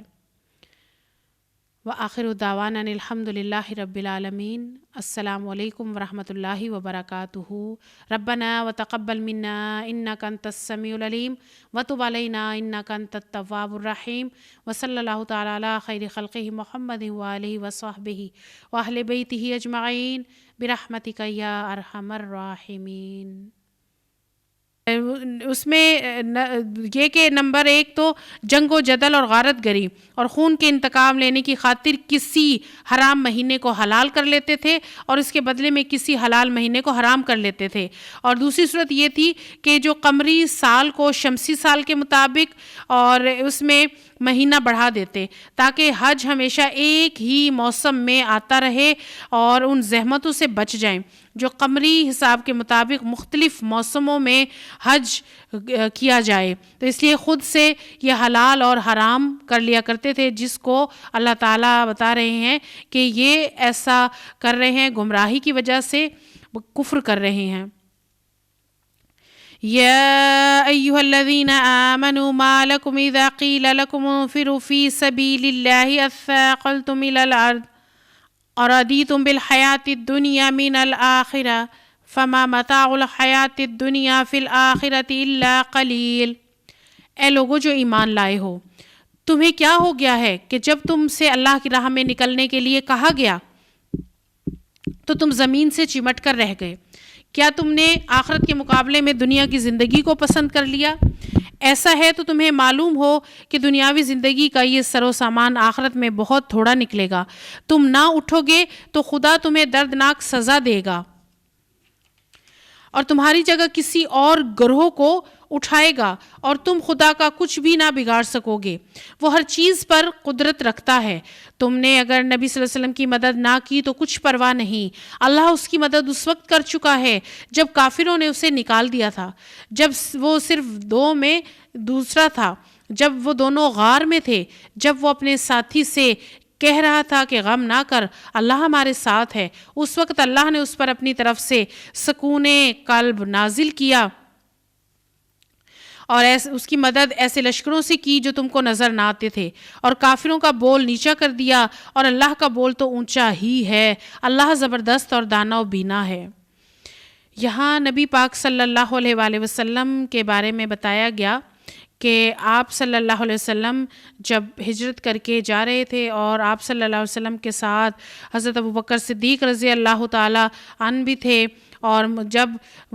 کفار نے آپ صلی اللہ علیہ وسلم کو قتل کرنے کا تہیہ کر لیا تھا اور آپ صلی اللہ علیہ وسلم مکہ سے نکل کر غار ثور میں 3 دن تک چھپے رہے، اور پھر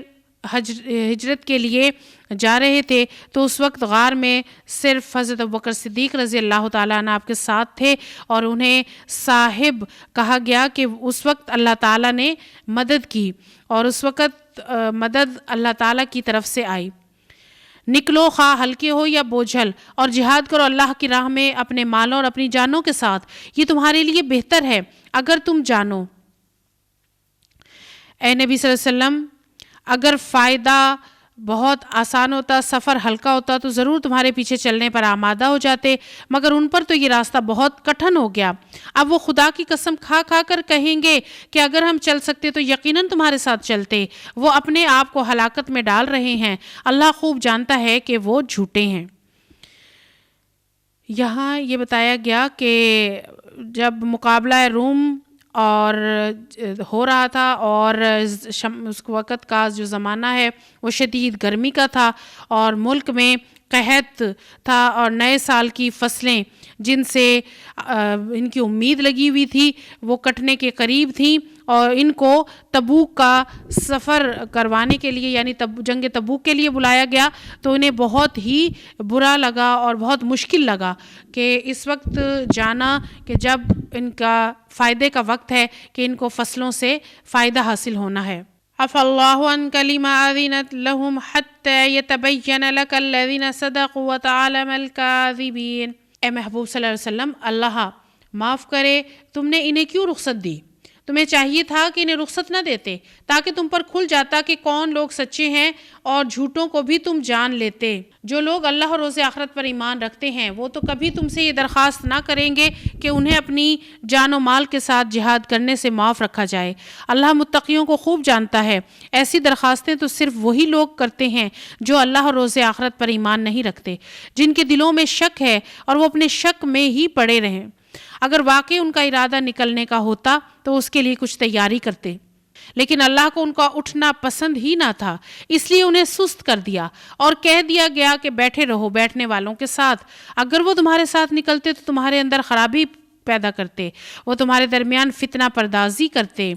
اور اسی کے لیے کوشش کرتے، اور تمہارے گروہ کا حال یہ ہے کہ ابھی ان میں بہت سے ایسے لوگ موجود ہیں جو ان کی باتیں کان لگا کر سنتے ہیں۔ اللہ ان ظالموں کو خوب جانتا ہے، اس سے پہلے بھی ان لوگوں نے فتنہ انگیزی کی کوششیں کی اور تمہیں ناکام کرنے کے لیے ہر طرح کی تدبیروں کا الٹ پھیر کر چکے، یہاں تک کہ ان کی مرضی کے خلاف حق آ گیا اور اللہ کا کام ہو کر رہا۔ ان میں سے کوئی ایسا ہے جو کہتا ہے کہ مجھے رخصت دے دیجئے اور مجھ کو فتنے میں نہ ڈالیے۔ سن رکھو، فتنے میں تو یہ لوگ خود پڑے ہوئے ہیں اور جہنم نے ان کافروں کو گھیر رکھا ہے۔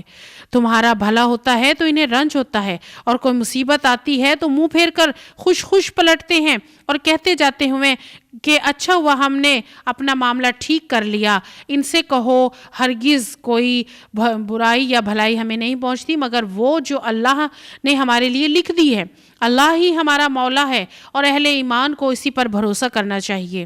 ان سے کہہ دو کہ تم ہمارے معاملے میں جس چیز کے منتظر ہو وہ اس کے سوا اور کیا ہے کہ 2 بھلائیوں میں سے ایک بھلائی ہے۔ ہم تمہارے معاملے میں جس چیز کے منتظر ہیں وہ یہ کہ اللہ خود تم کو سزا دیتا ہے یا ہمارے ہاتھوں دلواتا ہے۔ اچھا تو تم بھی اب انتظار کرو، ہم بھی تمہارے ساتھ منتظر ہیں۔ ان رکوعات میں جو جنگ تبوک کے بارے میں بتایا کہ جنگ تبوک کے لیے جب بلایا گیا تو سستی دکھائی، اور یہ سستی دکھانا ان کا تھا کہ فصلوں کی تیار ہو چکی تھی، فائدہ حاصل کرنا چاہتے تھے، مگر اللہ تعالیٰ یہ بتا رہے ہیں کہ یہ نہیں جانا چاہتے تھے، تو اللہ تعالیٰ نے بھی ان کے لیے کچھ آسان نہیں کیا اور ان کو ان کے انہی کاموں میں پڑا رہنے دیا کہ اگر یہ چلے بھی جاتے تو یہ منافقین وہاں جا کر بھی ایسے ہی کام کرتے کہ جس سے فائدہ نہ ہوتا، اور یہ وہاں جا کر غلط کام کرتے، تو اس سے بہتر ہے کہ یہ نہ جائیں اور نہ گئے۔ اور نبی پاک صلی اللہ علیہ وآلہ وسلم کے بارے میں یہ اس انتظار میں رہتے ہیں کہ دیکھیں کیا ہوتا ہے، یعنی اگر جنگ میں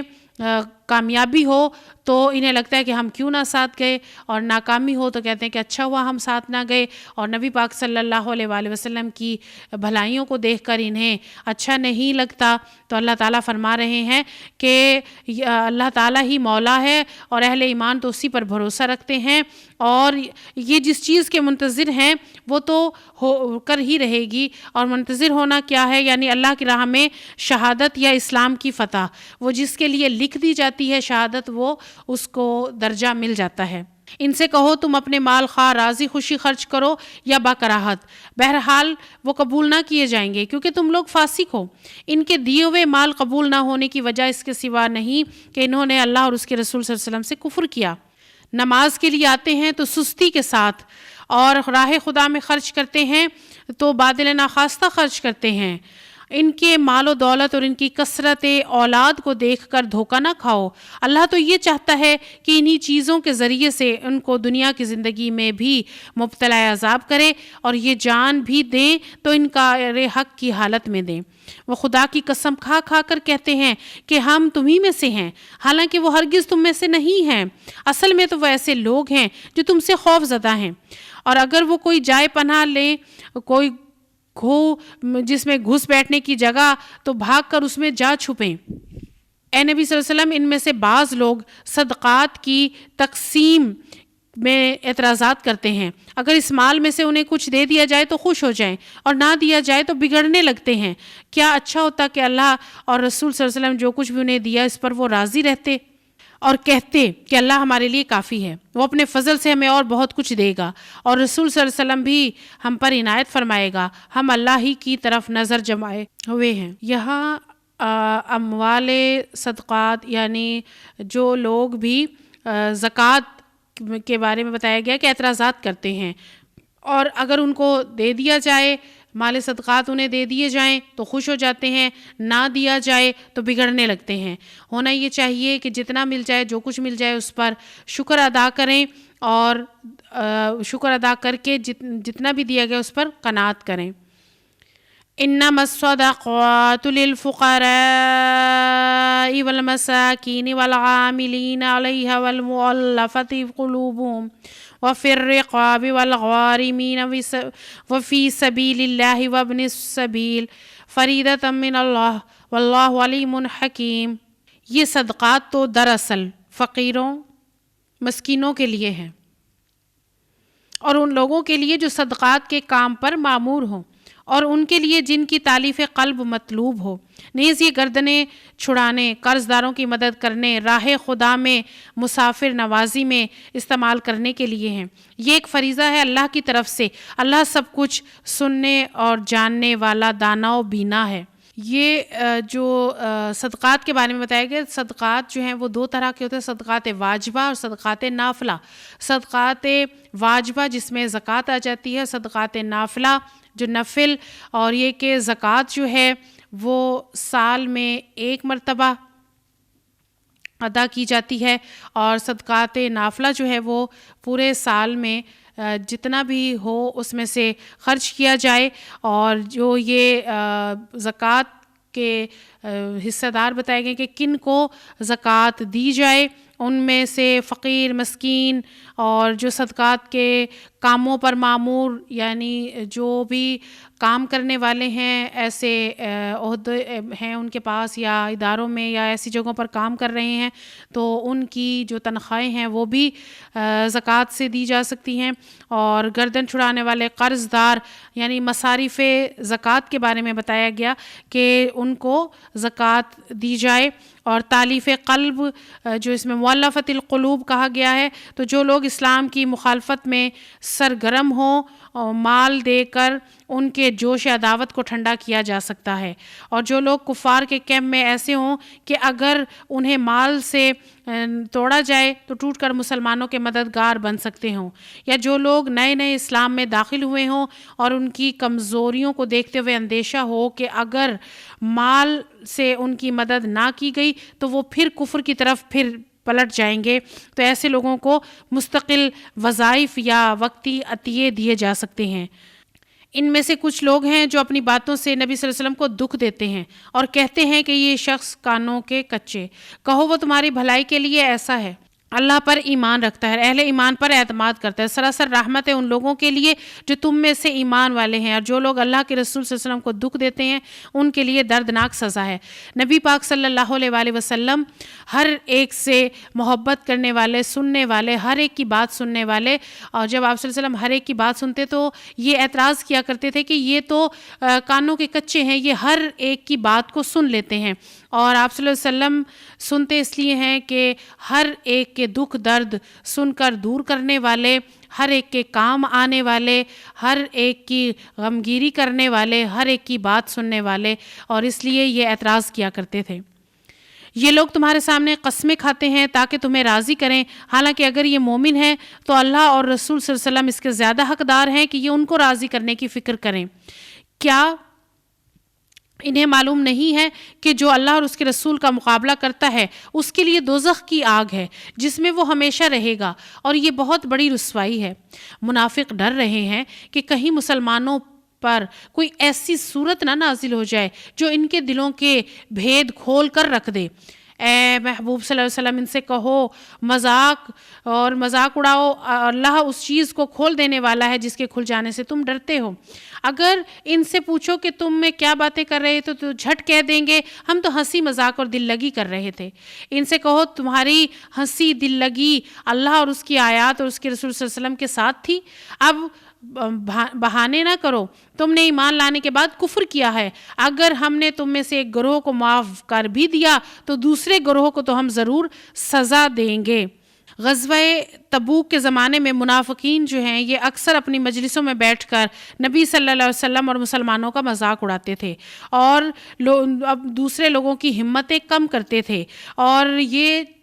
مذاق اڑا کر یہ سمجھتے تھے کہ ہم پیچھے بیٹھ کر جو مرضی کر لیں پتہ نہیں چلے گا، مگر اللہ تعالیٰ سب جانتا ہے۔ اللہ تعالیٰ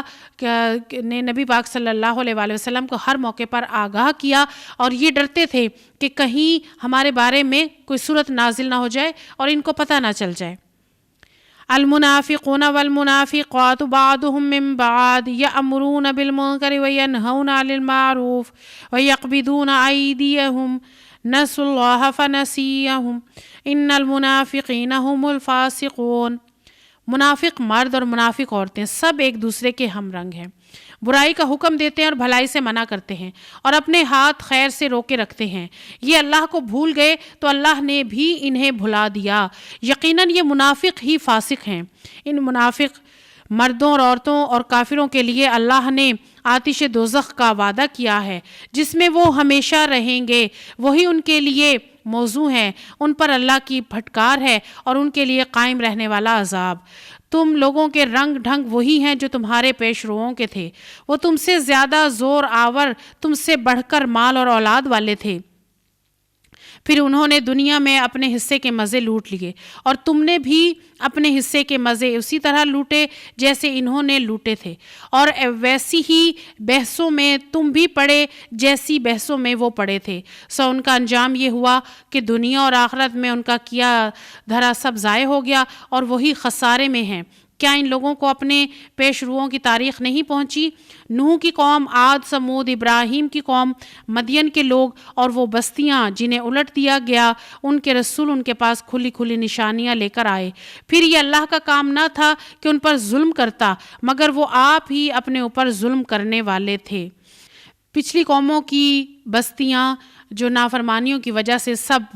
پلٹ دی گئیں، ان پر عذاب آئے، اور یہ صرف اس وجہ سے کہ ان کے پاس رسول بھی آئے، اللہ کا پیغام بھی آیا، کھلی نشانیاں بھی آئیں، مگر اس کے باوجود نہ مانے تو انہوں نے اپنے اوپر خود ظلم کیا، اللہ تعالیٰ ان پر ظلم کرنے والا نہ تھا۔ مومن مرد اور مومن عورتیں سب ایک دوسرے کے رفیق ہیں، بھلائی کا حکم دیتے، برائی سے روکتے ہیں، نماز قائم کرتے ہیں، زکوٰۃ دیتے ہیں، اللہ اور رسول صلی اللہ علیہ وسلم کی اطاعت کرتے ہیں۔ یہ وہ لوگ ہیں جن پر اللہ کی رحمت نازل ہو کر رہے گی، یقیناً اللہ سب پر غالب، حکیم اور دانا ہے۔ ان مومن مردوں اور عورتوں سے اللہ کا وعدہ ہے کہ انہیں ایسے باغ دے گا جن کے نیچے نہریں بہتی ہوں گی اور وہ ان میں ہمیشہ رہیں گے۔ ان سدا بہار باغوں میں ان کے لیے پاکیزہ قیام گاہیں ہوں گی، اور سب سے بڑھ کر یہ کہ اللہ کی خوشنودی انہیں حاصل ہوگی، اور یہی سب سے بڑی کامیابی ہے۔ یا ایھا النبی جاہد الکفار والمنافقین واغلظ علیہم ومأواہم جہنم وبئس المصیر۔ اے نبی صلی اللہ علیہ وسلم، کفار اور منافقین دونوں کا پوری قوت سے مقابلہ کرو، ان کے ساتھ سختی سے پیش آؤ، آخرکار ان کا ٹھکانہ جہنم ہے اور وہ بدترین جائے قرار ہے۔ یہ لوگ خدا کی قسم کھا کر کہتے ہیں ہم نے وہ بات نہیں کہی، حالانکہ انہوں نے ضرور وہ کافرانہ بات کہی ہے۔ وہ اسلام لانے کے بعد کفر کے مرتکب ہوئے اور انہوں نے وہ کچھ کرنے کا ارادہ کیا جسے نہ کر سکے۔ یعنی غزوہ تبوک کے بعد جو یہ آیات نازل ہوئیں، اور وہ کیا بات تھی، یعنی اس کے بارے میں متعدد روایات ہیں جو ان کے بارے میں بتائی گئی ہیں کہ اس زمانے میں منافقین نے ایک مسلمان نوجوان سے گفتگو کرتے ہوئے کہا کہ اگر واقعی وہ سب کچھ برحق ہے جو نبی صلی اللہ علیہ وآلہ وسلم پیش کرتے ہیں تو ہم سب بھی جو ہے ہم ان کو دیکھنا چاہتے ہیں۔ اور تبوک کے سفر میں ایک جگہ نبی صلی اللہ علیہ وسلم کی اونٹنی گم ہو گئی۔ اس وقت منافقوں کے ایک گروہ نے اپنی مجلس میں بیٹھ کر خوب مذاق اڑایا اور آپس میں کہا کہ یہ باتیں تو ایسی کرتے ہیں مگر اپنی اونٹنی کی کچھ خبر تک نہیں ہے کہ وہ اس وقت کہاں ہے۔ تو ان کی سازشوں کی طرف اشارہ کیا گیا ہے کہ یہ منافق جو ہیں انہوں نے یہ ایسے کام اور ایسی باتیں غزوہ تبوک کے زمانے میں بھی کی تھی اور یہ اب بھی کر رہے ہیں۔ ان کا سارا غصہ اس بات پر ہے کہ اللہ اور اس کے رسول صلی اللہ علیہ وسلم نے اپنے فضل سے ان کو غنی کر دیا۔ اب اگر یہ اپنی اسی روش سے باز آئیں تو ان کے لیے بہتر ہے، اگر باز نہ آئے تو اللہ ان کو نہایت دردناک سزا دے گا، دنیا میں بھی اور آخرت میں بھی اور زمین میں بھی، اور کوئی ان کا حمایتی مددگار نہ ہوگا۔ ان میں سے بعض ایسے بھی ہیں جنہوں نے اللہ سے عہد کیا تھا کہ اگر اس نے اپنے فضل و کرم سے ہم کو نوازا تو ہم خیرات کریں گے اور صالح بن کر رہیں گے، مگر جب اللہ نے اپنے فضل سے ان کو دولت مند کر دیا تو بخل پر اتر آئے، اپنے عہد سے ایسے پھرے کہ انہیں پرواہ تک نہیں ہے۔ نتیجہ یہ نکلا کہ ان کی اس بد عہدی کی وجہ سے جو انہوں نے اللہ کے ساتھ کی اور اس جھوٹ کی وجہ سے جو بولتے رہے، اللہ نے ان کے دلوں میں نفاق بٹھا دیا جو اس کے حضور ان کی پیشی کا پیچھا نہ چھوڑے گا، پیشی کے دن تک ان کا پیچھا نہ چھوڑے گا۔ کیا یہ لوگ جانتے نہیں ہیں کہ اللہ کو ان کے مخفی راز اور ان کی پوشیدہ سرگوشیاں تک معلوم ہیں اور وہ تمام غیب کی باتوں سے پوری طرح باخبر ہے، اور جو برضا و رغبت دینے والے اہل ایمان کی مالی قربانیوں پر یہ باتیں کرتے ہیں، مذاق اڑاتے ہیں، جن کے پاس راہ خدا میں دینے کے لیے اس کے سوا کچھ نہیں ہے، جو وہ اپنے اوپر مشقت برداشت کر کے دیتے ہیں، اللہ ان مذاق اڑانے والوں کا مذاق اڑاتا ہے اور ان کے لیے دردناک سزا ہے۔ اے نبی صلی اللہ علیہ وسلم، ایسے لوگوں کے لیے معافی کی درخواست کرو یا نہ کرو، اگر تم 70 مرتبہ بھی انہیں معاف کر دینے کی درخواست کرو گے تو اللہ انہیں معاف نہ کرے گا، اس لیے کہ انہوں نے اللہ اور اس کے رسول کے ساتھ کفر کیا ہے، تو اللہ نے بھی وعدہ کیا ہے کہ فاسق لوگوں کو راہ نجات نہیں دکھاتا۔ یعنی نبی پاک صلی اللہ علیہ وآلہ وسلم کے پاس آ کر یہ جو معذرتیں پیش کرتے ہیں، رخصتیں مانگتے ہیں، تو اللہ جانتا ہے، اور نبی پاک صلی اللہ علیہ وسلم کو یہ کہا جا رہا ہے کہ ان کے حق میں کوئی معافی کی درخواست نہ کرو۔ یعنی ایمان والوں کے بارے میں نبی پاک صلی اللہ علیہ وآلہ وسلم کی درخواست قبول کی جائے گی، کفار کے لیے نبی پاک صلی اللہ علیہ وسلم کی طرف سے بھی کوئی بات قبول نہ کی جائے گی جب تک کہ وہ ہدایت نہ پالیں، ایمان نہ لے آئیں۔ جن لوگوں کو پیچھے رہ جانے کی اجازت دی گئی تھی وہ اللہ کے رسول صلی اللہ علیہ وسلم کا ساتھ نہ دینے اور گھر بیٹھے رہنے پر خوش ہوئے، اور انہیں گوارا نہ ہوا کہ اللہ کی راہ میں جان و مال سے جہاد کریں۔ انہوں نے لوگوں سے کہا کہ سخت گرمی میں نہ نکلو، ان سے کہو کہ جہنم کی آگ اس سے زیادہ گرم ہے، کاش انہیں اس کا شعور ہوتا۔ اب چاہیے کہ یہ لوگ ہنسنا کم کریں اور روئیں زیادہ، اس لیے کہ جو برائی یہ کماتے رہے ہیں اس کی جزا ایسی ہی ہے۔ اگر اللہ ان کے درمیان تمہیں واپس لے جائے اور آئندہ ان میں سے کوئی گروہ جہاد کے لیے نکلنے کی تم سے اجازت مانگے تو صاف کہہ دینا اب تم میرے ساتھ ہرگز نہیں چل سکتے اور نہ میری معیت میں کسی دشمن سے لڑ سکتے ہو۔ تم نے پہلے بیٹھ رہنے کو پسند کیا تھا تو اب گھر بیٹھنے والوں کے ساتھ ہی بیٹھے رہو، اور آئندہ ان میں سے جو کوئی مرے اس کی نماز جنازہ بھی تم ہرگز نہ پڑھنا اور نہ کبھی اس کی قبر پر کھڑے ہونا، کیونکہ انہوں نے اللہ اور اس کے رسول صلی اللہ علیہ وسلم کے ساتھ کفر کیا ہے اور مرے اس حال میں ہے کہ وہ فاسق ہیں۔ ان کی مالداری، ان کی کثرت اولاد کسی دھوکے میں نہ ڈالے۔ اللہ نے تو ارادہ کر لیا ہے کہ اس کے مال و اولاد کے ذریعے سے ان کو اسی دنیا میں سزا دے اور ان کی جانیں اس حال میں نکلے کہ وہ کافر ہوں۔ جب کبھی کوئی صورت نازل ہوئی کہ اللہ کو مانو اور اس کے رسول کے ساتھ مل کر جہاد کرو، تو تم نے دیکھا کہ جو لوگ ان میں سے صاحب قدرت تھے وہی درخواست کرنے لگے کہ انہیں جہاد کی شرکت سے معاف رکھا جائے، اور انہوں نے کہا کہ ہمیں چھوڑ دیجئے، ہم بیٹھنے والوں کے ساتھ رہیں۔ ان لوگوں نے گھر بیٹھنے والوں میں ہونا پسند کیا اور ان کے دلوں پر ٹھپا لگا دیا گیا، اس لیے کہ ان کی سمجھ میں اب کچھ نہیں آتا، بخلاف اس کے کہ رسول صلی اللہ علیہ وسلم نے اور ان لوگوں نے جو رسول صلی اللہ علیہ وسلم کے ساتھ ایمان لائے تھے اپنی جان و مال سے جہاد کیا، اور اب ساری بھلائیاں انہی کے لیے ہیں اور وہی فلاح پانے والے ہیں۔ اللہ نے ان کے لیے ایسے باغ تیار کر رکھے ہیں جن کے نیچے نہریں بہہ رہی ہیں، ان میں وہ ہمیشہ رہیں گے۔ وَجَاءَ الْمُعَذِّرُونَ مِنَ الْأَعْرَابِ لِيُؤْذَنَ لَهُمْ وَقَعَدَ الَّذِينَ كَذَبُوا اللَّهَ وَرَسُولَهُ سَيُصِيبُ الَّذِينَ كَفَرُوا مِنْهُمْ عَذَابٌ أَلِيمٌ۔ بدوی عربوں میں سے بہت سے لوگ آئے جنہوں نے عذر کیے تاکہ انہیں بھی پیچھے رہ جانے کی اجازت دی جائے۔ اس طرح بیٹھ رہے وہ لوگ جنہوں نے اللہ اور اس کے رسول صلی اللہ علیہ وسلم سے ایمان کا جھوٹا عہد کیا۔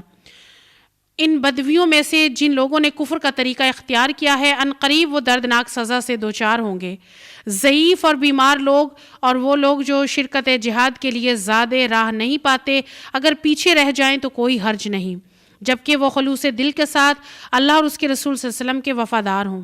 ایسے محسنین پر اعتراض کی کوئی گنجائش نہیں ہے، اور اللہ درگزر کرنے والا، رحم فرمانے والا ہے۔ اسی طرح ان لوگوں پر بھی کوئی اعتراض کا موقع نہیں ہے جنہوں نے خود آ کر تم سے درخواست کی تھی کہ ہمارے لیے سواریاں باہم پہنچائی جائیں، اور جب تم نے کہا کہ میں تمہارے لیے سواریوں کا انتظام نہیں کر سکتا، وہ مجبوراً واپس آ گئے، اور حال یہ تھا کہ ان کی آنکھوں میں آنسو جاری تھے، اور انہیں اس بات کا بڑا رنج تھا کہ وہ اپنے شریک جہاد ہونے کے لیے قدرت نہیں رکھتے۔ البتہ اعتراض ان لوگوں پر ہے جو مالدار ہیں اور پھر بھی تم سے درخواست کرتے ہیں کہ انہیں شرکت جہاد سے معاف رکھا جائے۔ انہوں نے گھر بیٹھنے والوں میں شامل ہونا پسند کیا اور اللہ نے ان کے دلوں پر ٹھپا لگا دیا، اس لیے کہ اب یہ کچھ نہیں جانتے اللہ کے ہاں ان کی اس روش کا کیا نتیجہ نکلنے والا ہے۔ یہاں بتایا گیا ہے کہ جو لوگ بظاہر معذور تھے اور